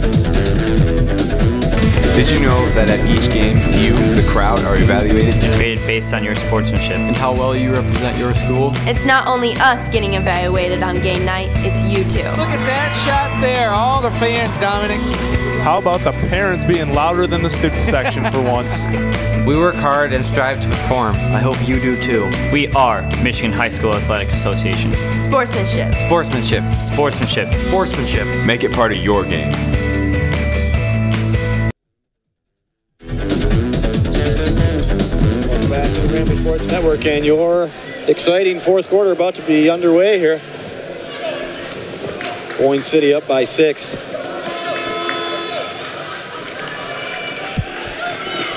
And I think, I'm sorry, real quick, just I think the X factor tonight has been the defense on Jack Hawkins. And talking with Coach Redmond, he said that he had, 20 or so against them in the first meeting. Just played fantastic. And so they've kept him fairly quiet here tonight, and I think that's the difference. Yeah, he started the game very aggressively there. He trying to go back to him right now to start the fourth. Well, that's so tough, as you know. A tough inside-outside game. Wow, charge, block, foul. Whatever you want, yeah. Out of bounds. Hook and hold, I think, was in there. The fact that they have an inside-outside game, as you know from all your experience, that's tough to defend. It changes everything because you got to protect inside, and then you have a tremendous ball handler with Preston Ball. Preston Ball off the mark, gets his own rebound. There's be a foul. Foul. And look at here, we got Katie Harmeling checking in. Love being able to watch the game from anywhere. Truly one of the best programs. Foul on Katie Harm, too, for not being in class today. Well, I think they had a surprise trip planned by their parents that they just were whisked off to Universal Studios, and man, am I jealous. So, well, foul on them, too. Yeah. For not taking us with you. I tried to sneak in there, but they wouldn't take me, so. Thanks for watching, and hope everything is going great down there. 49-53 now. Full court pressure by Elk Rapids.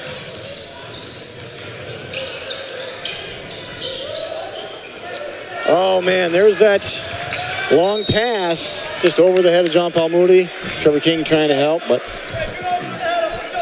here we go. Here's just Mason Gardner. I'd love being able to watch the game from anywhere. Truly one of the best programs. Go Boyne Jacob. Representing number 3. Pretty decent. Needs to get a couple of dunks under his belt. That's right. Way to keep him honest. That's right. Mason, we miss you, bud. Inside and outside of the classroom. Hope everything's going well down there. You were truly one of the greats. Absolutely. Good to hear from you, Mason. My kids miss you, too. They always ask about you. Oh, great kick out by Calcaterra. Trevor King in the corner. Good-looking shot. Just a little off. I believe that I'm going to be wearing one of Mason Gardner's outfits coming up here soon. Oh, that's right. That's right. More about that later, maybe. Good rebound there off the mark. Elk Rapids shot. Oh, good block. Mason Travis, a freshman.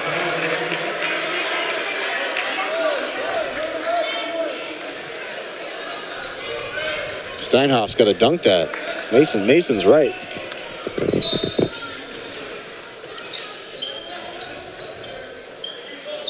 Almost 5-second call right there. Defense is picked up for Elk Rapids now with just a deficit of 1. Trevor King's going to take this all the way in. Nice finger roll just off the mark. Calcaterra gets the rebound, and they're going to call a foul, I believe, on Ball. Yeah, they're going to call a foul on Preston Ball, and Pete's going to shoot.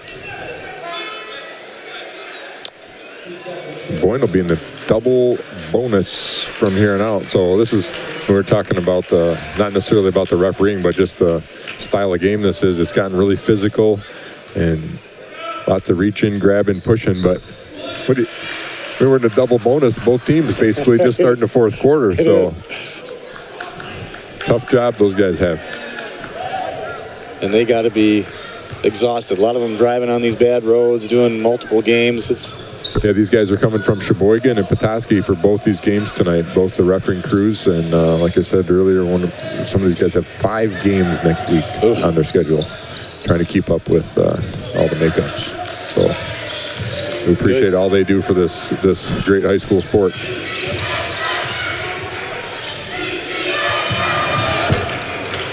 Three-pointer miss. Travis with the rebound. Good pass, and Hawkins is going to go to the line. Can't keep his hands to himself. How he got that ball through there. Yeah. Hawkins just really crashing. When Steinhoff came through here, had he had his hands out, and he could have had that pass along the baseline. He kind of had his hands down by his sides. Well, you get stuck. I mean, you got to rotate on defense, but again, Who's expecting that pass to get through there? A little bit slow getting there because you're not expecting a pass.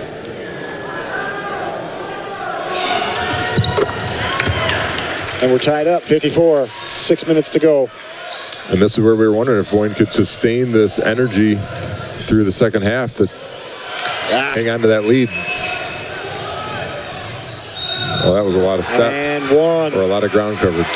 Aiden Bream called for the foul, and Jack Hawkins is taking the game over right now, taking a 2-point lead for the Elks. Let's take a look at that. There's a steal. That was a nice play. That was. I don't even think. Well, that think, was a travel. He just covered a lot of ground. I don't think Aiden even got him because Hawkins just did a nice job going around him. It just looked like he was in a position. It was going to be a contact situation down there, and Hawkins did a nice job going around. Didn't even get touched, but still got the foul call and makes the 3-point play. 57-54 now. Elk Rapids with the lead. I like this decision to bring Devin Hayden in for a little bit of energy. I would assume he may guard ball here for a few minutes. Just throwing the ball blind there, but Steinhoff, opportunistic, gets it blocked. I don't know how that's not a foul. Well, and Coach Redmond agrees with you, and he's going to... But I also want to say that Steinhoff saw that tip ball, went that way to get it, and then immediately turned and went to the basket. He usually does that. I don't think he knows anything else. Well, there he is.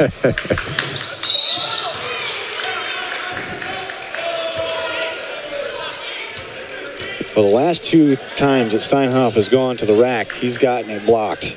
And it looks like he's just going passively to the hole. Well, that may be, but I also think he's probably losing his legs a little bit. He's played more minutes tonight probably than we've seen him play. Oh, yeah. Yet this year, at least that we've seen. It's not acting tired, but your legs start going about this time of the game, and my legs are going, and I've been sitting here most of the time. What are we talking about? We got stools here for us, standing for 2 games.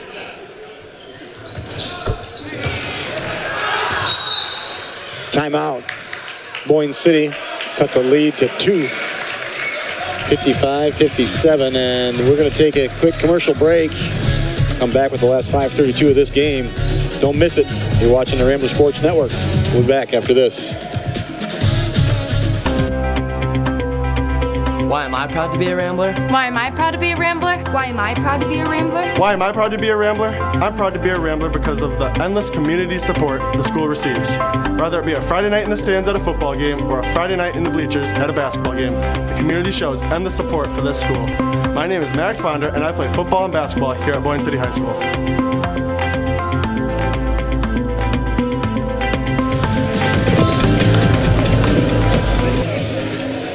Welcome back to the Rambler Sports Network. Got about 5:32 left to go here in an exciting matchup. Boyne City down by 2 to Elk Rapids, second place in the conference. Elk Rapids are in a tight one here. The officials are trying to get both teams to come out of the timeout. They are doing some heavy-duty planning. This has been a fun one, just like the girls' game, evenly matched. Just comes down to possessions and being able to execute when you got the chance. Don't go anywhere. This is going to be a good one. Devin Hayden, defensive specialist. On the freshman, Mason Travis.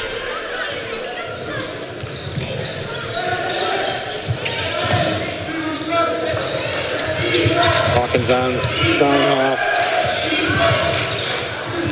Oh, there we go. Nice floater. Oh, and how did that get through there? Marlon Starkey has been trying to eye that, that outlet pass, and he just missed it over the fingertips. Well, he took an angle where if he missed it, he wasn't going to get back. Looks like that touchdown pass that Pete Calcaterra had. Man, how many layups is that Boyne has gotten off these outlet passes? Yeah, so watch how quickly. I mean, this. Look at Max grabs that out of the net, and can you rewind that to where before he throws that pass, guys?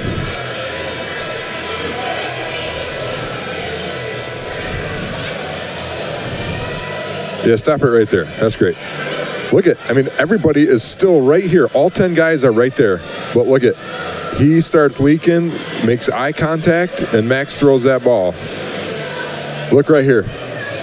And you got 5 Elk Rapids players right there, and it's going right over the top. And Max has done that consistently tonight and over the last couple weeks. It's just one of his thing, and that's what great players do, is they find ways to impact the game, and that's not one that you usually see. Yeah. It's really not. He does it. It's part of his weapon. And the thing that amazes me the most is, I mean, he gets it down 3/4 of the floor. He's underneath the backboard. You and I would be sitting there winding up. We'd throw it right in the back of the backboard, you know, slam it in the back. He's throwing it from underneath the backboard, but yet gets it high enough to go over all the defenders. It's a skill, man. It's really cool. It's one thing to get back on defense when somebody's dribbling the ball down your throat. It's another thing to get back on defense when you got a guy like Max Vondra who can throw the ball 75 feet in 2 seconds. Yep. You sit there for a second and celebrate or think about that shot you just made. It's over your head and gone. They just wiped away that great little floater by Ball and wiped it away with a layup from Calcaterra. Back to just a 2-point lead. Mistake there by Hawkins. It's going to be Boyne City ball.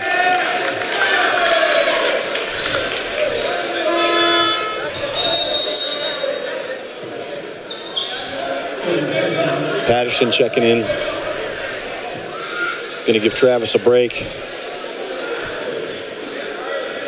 Boyne's done a nice job in the last 3 quarters, 2.5 quarters of kind of taking away what Elk Rapids does so well, which is their offensive guard play. They're lucky that Steinhoff did not get a charge there. He came in aggressive that time, not passive, and had his elbow out.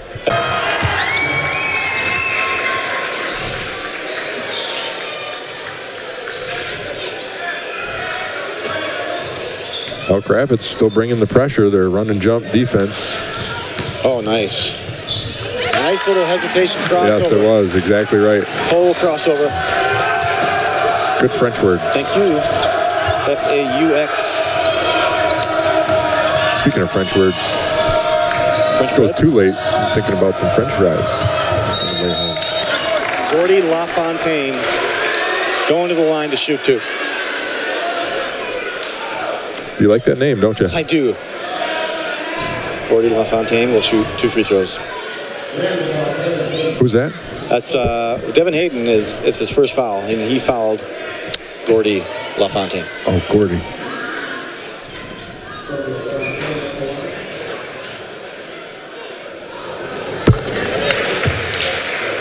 Gordy LaFontaine makes his first. 62-59. Very.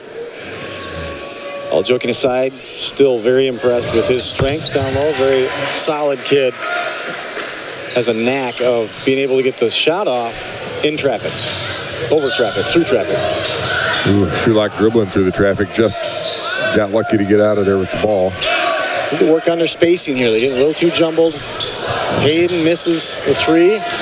Well, Elk Rapids is going to take a timeout. I don't know.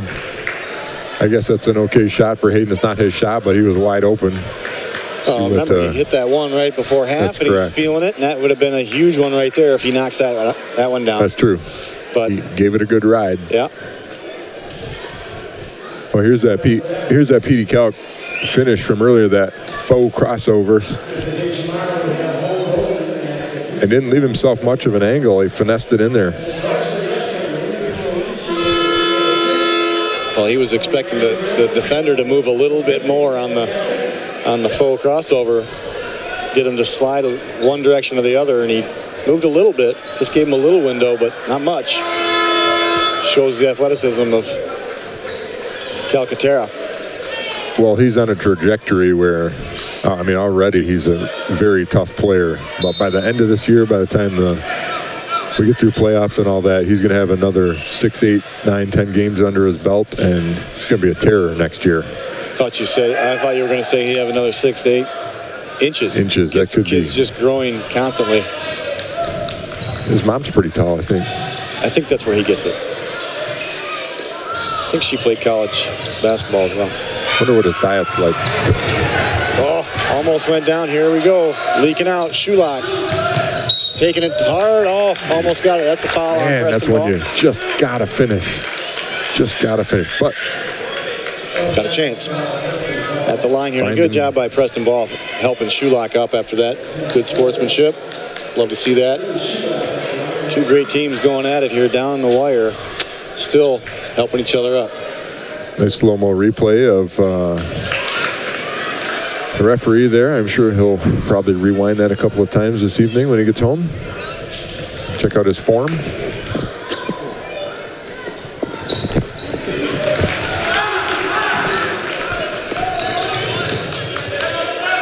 .63-60. Who's gonna crack first? Somebody's gonna have to go on a little run here. Put this game away. Gordy LaFontaine. Not the shot they probably wanted. No, that's would have been a big one, but Pete's going to go to the rack here. Look at this. That's too low. I'm glad they didn't call that. That is too low. That's way too low. It's dangerously low. That's it. He is under the backboard. I wish the teams were reversed so I wouldn't sound like I was complaining, but I just don't like that play when you get a defender underneath there. Preston Ball just talking to the official, and I hope that's what the official's telling him. You know, he's asking why isn't that a charge, and I hope he's telling him you're just too low. I mean, it's dangerous. I mean, these guys got to come down underneath that rim. Yeah, but you have to give a player room to come down. That's correct. Well, Boyne making some free throws tonight. Maybe I should wait till after this next one goes up. But I don't jinx them yet, but and I believe that's why it's keeping them in it. I mean, if their offense goes stale, shooting goes stale, then they can get to the free throw line. And earlier in the season, they would do that, get to the free throw line, and wouldn't make them. So nothing's working. But now everything's working. Well, they have missed a lot of free throws this year. That's no secret. And when you shoot reasonably well, this is what happens. You get a one-point game with a good team like Elk Rapids. Good rotation here. Starkey missed the three.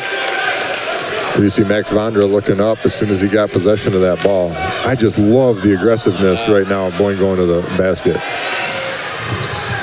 And look at that hustle play from Shulock. He hit his head on the floor, though, maybe. What a play. I thought he didn't have a chance. Here it is. Take a look. Wow. I don't know how he saved that ball, turned and got it off that. How he got the handle of it. But to Shulock's credit, he doesn't have a lot of points tonight, but the plays I remember of his tonight are all on defense. They're all hustle plays. He has worked his tail off on D. And it shows. So you guys got to remember that, you little kids out there. People notice your defense. Any way you can contribute to the team, doesn't have to be points. Speaking of points, Max Vondra drops three. That was not a great shot, and it was an awesome shot. It was one of those where you're going, what are you? Nice job. Oh my, 65-63 now. Boyne City back up on top by 2. Somebody's got to make a run to claim victory of this game. It's just got to happen. They're playing so well, evenly matched. Starkey, a little running floater. Great floater. It's a tough shot. He's got some length to him when he stretches out, doesn't he? Yeah. He's got some long arms, it looks like. Tied up. And I said this a minute ago, but I like Boyne really being aggressive about getting to the rim. We just had that three-pointer from Max Vondra, but this is what we're talking about right here. Let it drop. They were waiting for it. That would have dropped. It would have counted. That was not on the floor. The broadcast of today's game is a copyrighted presentation of the Michigan High School Athletic Association, Rambler Sports Network, and Boyne City High School. No reproduction, retransmission, or other redistribution, such as at Halloween, of the descriptions or accounts of this game may take place without the express written consent of the MHSAA and Boyne City High School. Aiden Bream knocks down the first free throw and kind of gives a sigh of relief. He hasn't been too warm from the free throw line tonight, and he makes them when it counts. Trevor King going to come back in. Trevor King had his struggles early. Can tell he's kind of been emotional tonight, and hopefully he comes out to play here in this last minute. Aiden misses that second one, and 1-point lead here with 1:09 to go. Right away, off the bench, TK's got to guard Preston Ball. Good job on the spin move. Miss. Pete might have got a piece of that. No, I think he's going to hold that ball. Timeout by Nick Redmond. And let's just stay here for a moment. This is a great call because what you got 53 seconds left, 1-point lead, and you have to be on the same page. Yeah. Are we going to expect a foul? Who do we want to get fouled? Whose hands do we want the ball in? How are we going to attack it? Are we going to try and score? Are we going to run the weave? So this is a pretty precarious position, and precarious. Make Nice a plan. job. Well, normally, confidently, Coach Redmond would, any other year, is going to run this clock down, passing the ball around. Just go ahead, foul us, whatever. This year, it's a little bit scarier because of the free throw shooting woes of the Ramblers. So I'm sure he's still confidently in that huddle saying, we're going to hold this ball until they foul us. And the other issue to add to that is Elk Rapids' speed on defense on the perimeter. Yeah. So that makes it pretty difficult. If Elk Rapids is coming at you all out, which they will be, to drain 53 seconds off the clock. But we'll see. This will be interesting. You know, I'm sure, I mean, I wouldn't mind seeing them. You're trying to do that out there, holding the ball, and they overplay. I mean, a backdoor cut for a layup is not a bad idea. This I agree. Puts you up by 3, tells you that we're not just going to hold the ball. You can't just overplay us. So be ready for that. I would tend to be a little bit more aggressive than just trying to run the clock off here, or somewhere in between. So we'll see. Oh, they got a layup out of it. There's the back door that we said. Great job by Pete Calcaterra. Hawkins going to foul him, and that's a huge one. Calcaterra's got to make these now. What a great play. Maybe can we see that whole thing, guys? Well,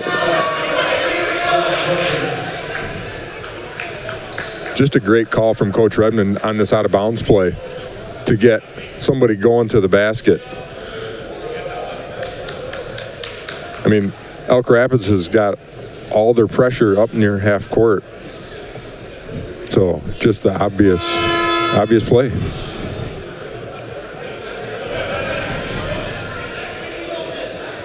Yeah, that foul, they're trying to see who the foul was on. And they changed it. No, they didn't. It was on Hawkins, and that's going to be his 5th. That's why Coach Redmond was making sure that they got it right, because that is going to be Hawkins' 5th foul. They didn't put it up there. They didn't correct it on the scoreboard yet, but it was his 5th foul. And he's going to sit. So that's a huge blow to Elk Rapids. Pete misses the first. Plenty of time left still with 51.9. And they confirmed that on the scoreboard. That was his 5th. You're right.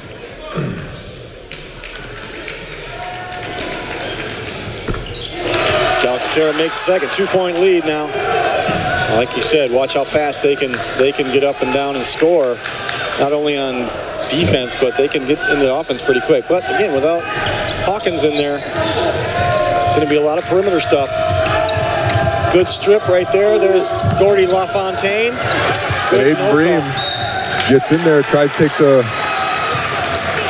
the charge. Ball called that play for himself, I believe. It looked like a screen and clear out. Then he couldn't keep the handle on it. That's a lot of charges tonight, or what should have been charges weren't called. And that one, another one right there. No call. The officials have clearly.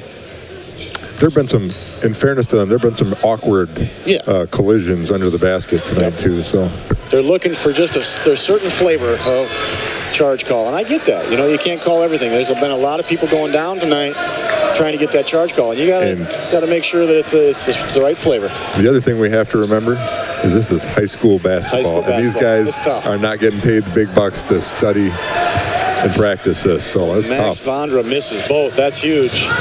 And quick foul by Shulock, and I don't understand why he was so aggressive going after LaFontaine, put him on the line. That was the correct call, though. You have to make that call. That is something you just didn't need to do. You can be aggressive, poke that away, but he sold out, was totally going in. He was either going to get the steal or get the foul. And Boyne's missed 3 of their last 4 free throws, so instead of going into this possession up 3 or up 5. LaFontaine misses the first. That changes the dynamic just a little bit here. Yeah, we could have been looking at a tie game. Yeah. Another timeout. You're going to get a lot of these here down the stretch. So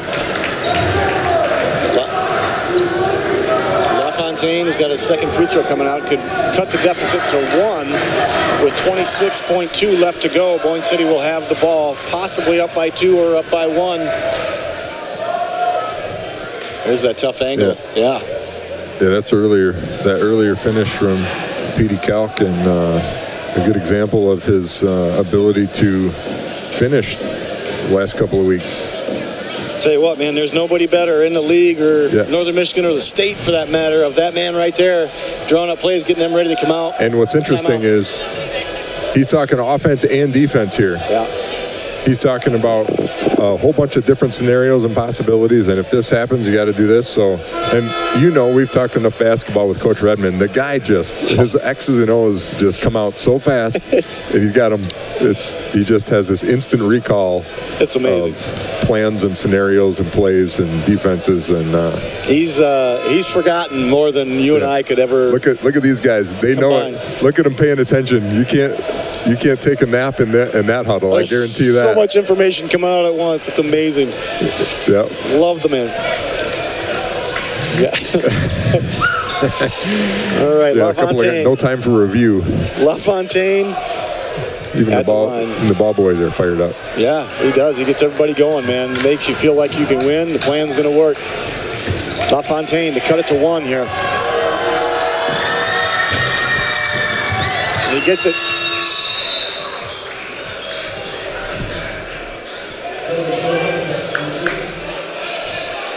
Here we go.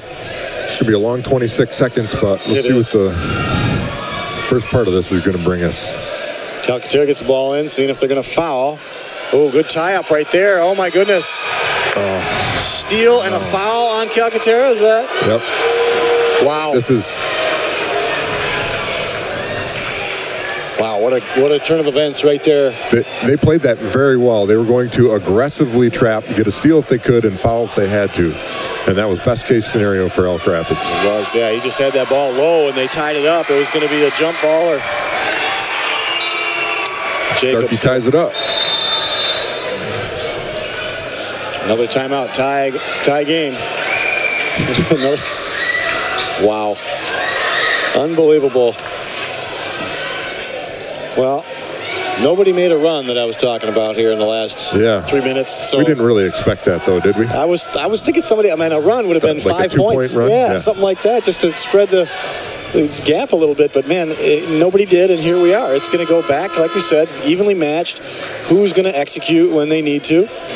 Every little mistake, every free throw, everything you do, it matters now. Yep, so Coach Redmond's drawing up a play, I'm sure, what we're going to run if they make this free throw, but got to remind your guys, last thing out of his mouth is going to be, better get that rebound if he misses. That's right. We drop this play, and if they get an offensive rebound here, we're in trouble. You're thinking too much about the play, getting to the spot you're supposed to be in, and you don't rebound, game's over.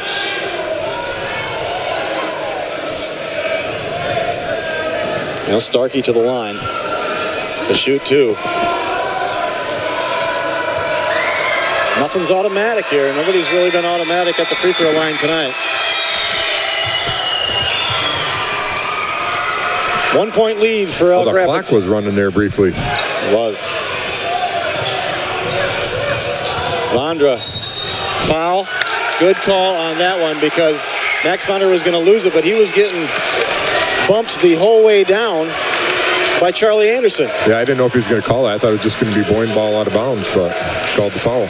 I always wonder that. I mean, you run next to a guy with your hands up. They're not calling it on your hands. They're calling it on your hip is riding them the whole way. And that's what we could see coming right down at us. Just camouflage. It's camouflage. Look at my hands. Don't mind me hip bumping them. Wow. He needed that one. That one barely found it. His dad Chuck up there gasping for air. He's not watching. He's a little nervous. Row, yeah. He's looking away. Missed it. Tie ball game. Timeout, Elk Rapids. It's going to go back and forth here.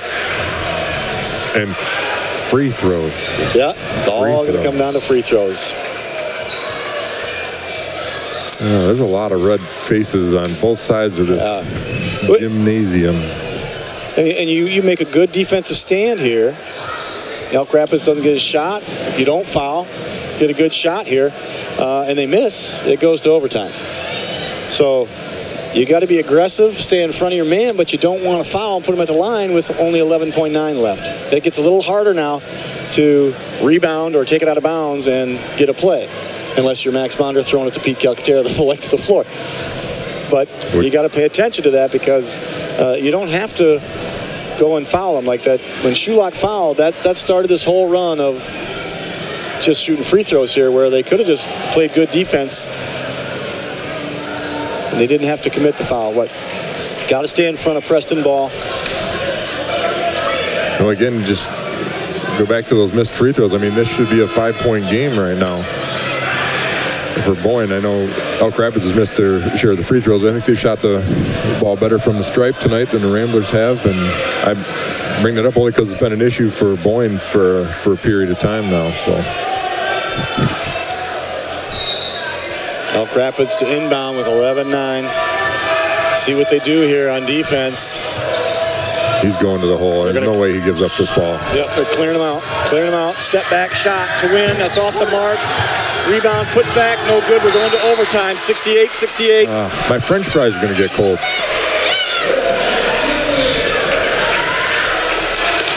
Yeah, this is going to be the second night Elk Rapids is going to overtime in a row. I mean, that's against Grayling last night. Apparently they were in overtime, and some long nights here for the Elks. Wow. Great research from the research department. Yeah, feeding us information from the truck. How's the truck tonight? Staying warm out there in the truck, fellas? No. Just checking to make sure there's no carbon dioxide leaking from the heaters out in the truck. No.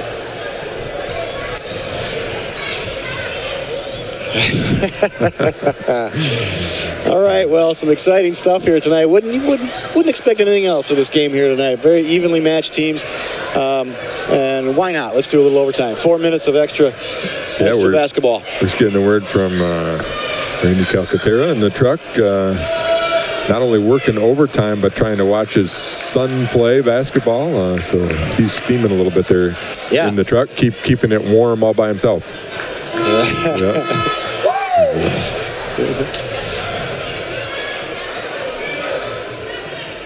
Well, Boyne's out ready to play. They're ready to go, and the Elks are still talking alphabet soup over there. All right, now 4 minutes. This is where Jack Hawkins fouled out with 50 seconds to go. Didn't seem like that big a deal. Now it does. He's out for the next 4 minutes of overtime. So that play, even though it happened when there was only 50 seconds left, seemed like they dodged a bullet, is now a huge factor because he's not there for the overtime. And Boyne wins this tip. They lost the opening tip, and JP was sort of mistimed it or looking at his girlfriend or something. But well, it was against Hawkins too as well, and he's not in here. Oh, what a great play. Great play by Needhammer with great hands from wow. I'll tell you what, Megan Needhammer, always ready. She's always everywhere. ready to help out. Yeah. That ball came She's flying. everywhere. She's everywhere. And caught that ball like it was nothing. Spin move by Vondra. How is that not a foul? Saying it was clean. It may have been at the top end, but there was a lot of body. And a quick transition bucket by Elk Rapids and Mason Travis, the freshman. The ref was just indicating to Coach Redmond that it was all ball, but Vondra dribbles off his foot. That's too quick. Plays that Vondra's involved in. Wow, it's getting crazy here. Missed free throws, turnovers.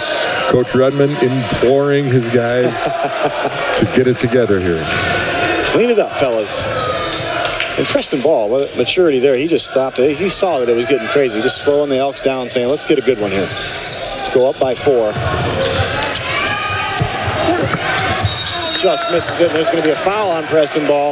And Shulock's going to go to the line. I like this little offense that they run where they bring their guards right down the middle of the lane to see if there's an opening. If not, they just kick it out and do it again. With that speed, yeah, it's a great play.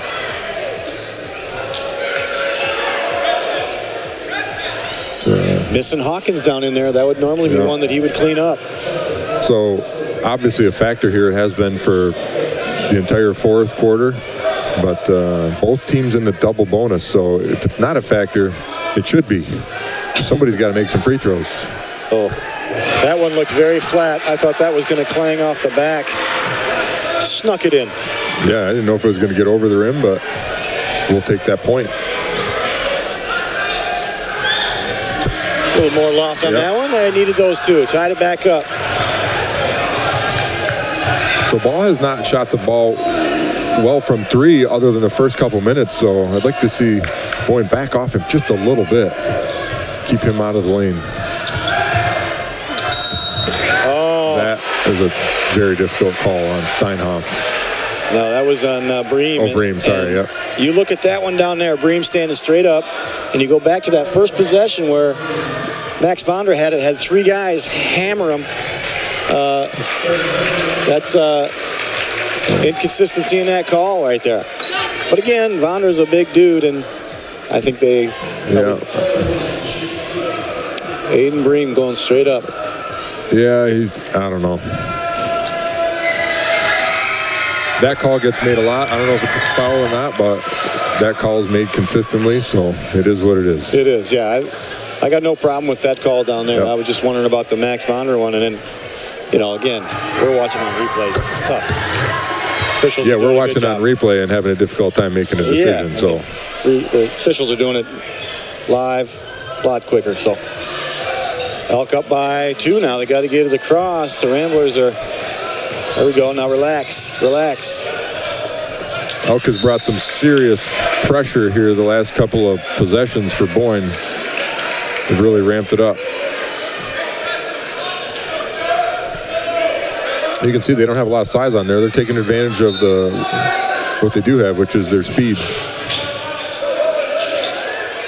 Well, they had a good plan to post Vondra up.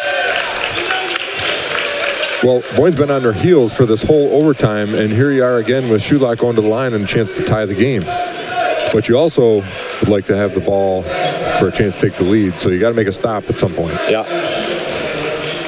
Well, and Shulock is quietly becoming a pivotal player here on the stretch. He's been just doing things defensively and not really scoring that much on offense, but got to knock down some free throws here to be the hero.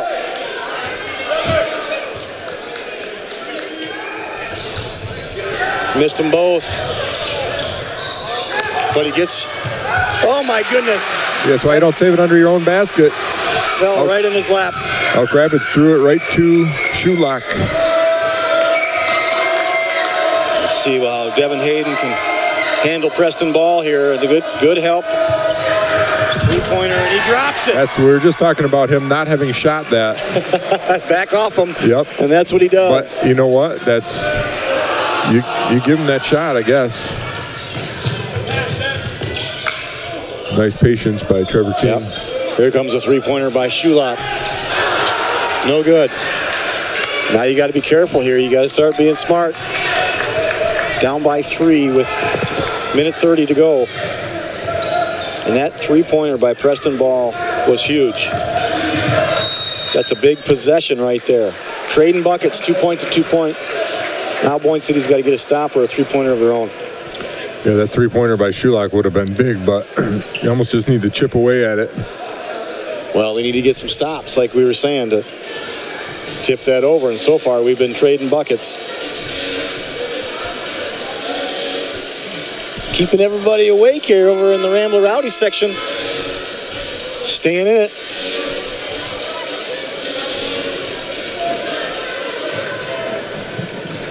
Well, the way that the Ramblers have been playing in the second half of the season, they're kind of on their revenge tour from the first half, going back and getting some of these teams that got them that shouldn't have got them.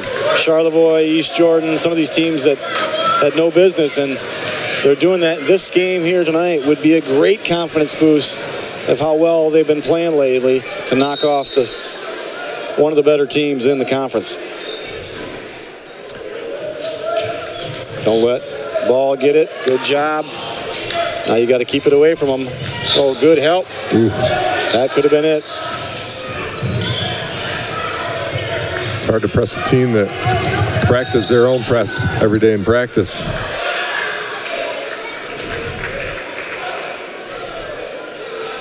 Going to call Devin Hayden against Preston Ball. I mean, what do you do? He is so skilled with the ball that it's tough.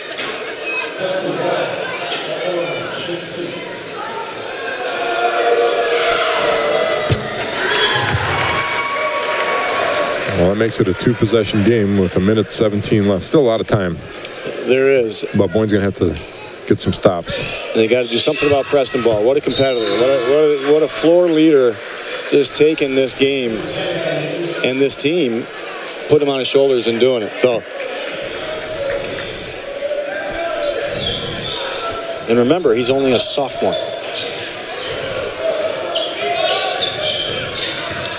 Calcaterra straight in. Good no call on the charge. On the flop. Yep.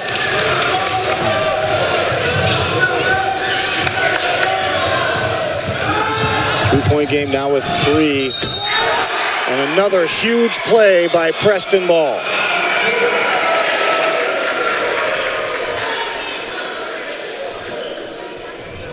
And that's what Coach Redmond's just telling his players. Watch this right here.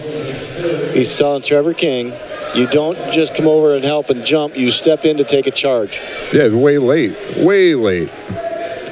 It's fun to block shots. It's not fun to take charges, but that's what we got to have.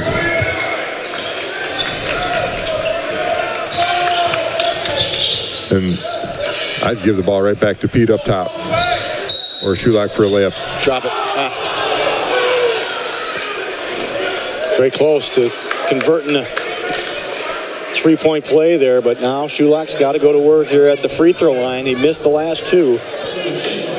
Got to get his legs in it, get this one up over the rim a little bit, give it a chance. Again, these are high school kids that are shooting these high-pressure free throws. Makes it sound easy for us to describe it, but you're in this situation as a high school kid. My knees would be shaking.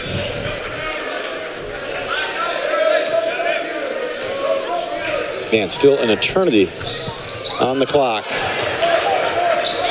Don't foul. Just good defense. What handles? This is... Wow. Oh. Wow. That was some impressive ball handling skills by Preston Ball. We talked about those earlier. He dribbles so low and so hard. Strong dribbles that he can do that. Vondra for 3. Off the mark. Starkey gets the rebound.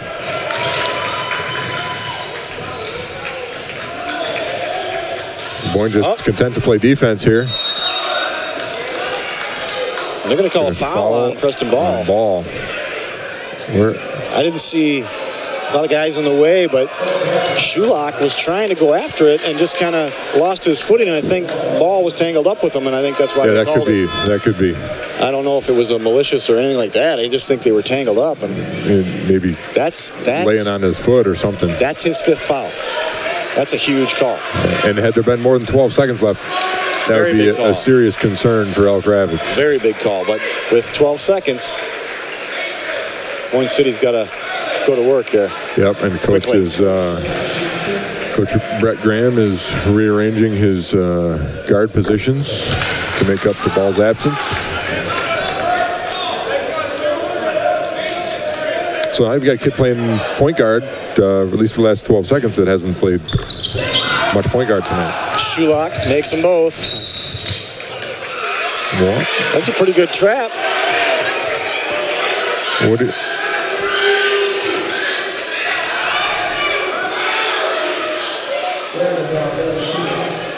Pretty good trap. They're just trying to set up that trap. Weren't reaching or anything like that. And quick foul. Gordy LaFontaine will go to the line. Well, the double bonus is there to encourage you not to foul people excessively. And now you're in a situation where it had been a 1-and-1 and you miss, you got a chance to bring it to a 1-point game. Yeah. But give them 2 free throws and you're looking at a 5-point hole. Well, that's one of those situations when you run that trap, especially in a situation at the end of the game like this, you run that aggressive trap and see what the offensive player is going to do. If he holds it at his waist, you try to tie it up, get a jump ball. You're not trying to foul.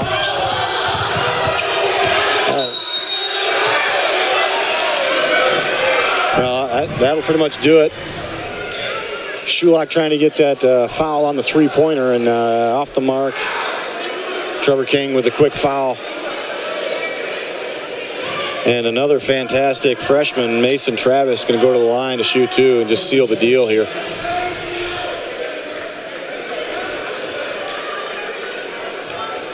Well, they did some good things, but just in a fashion. Very competitive game against a very good team, and with, I believe, one league loss against Kalkaska. They have yet to play Traverse City St. Francis, though. But it's a good showing. Boyne played 3 really good quarters in the middle of that game. They did. They're 2.5 really good quarters. Three-pointer by Vondra, and that'll do it, 84-77, and that's an impressive win by the Elks of Elk Rapids to come into the wheelhouse here and to take care of the ball and actually close it out at the end. Great job by Boyne City, good showing. Still playing very well, just got to get those free throws to fall and be consistent. Absolutely. Well, Boyne's growing team right now. They're getting better. They're figuring things out, and they're on the rise despite this loss. Yeah, a lot better showing than the last time. So they're learning, taking a good bit of confidence into the districts. So that'll probably be the next time we broadcast.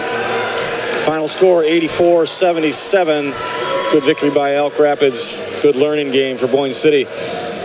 You're watching the Rambler Sports Network. We'll see you next time. Thanks for tuning in.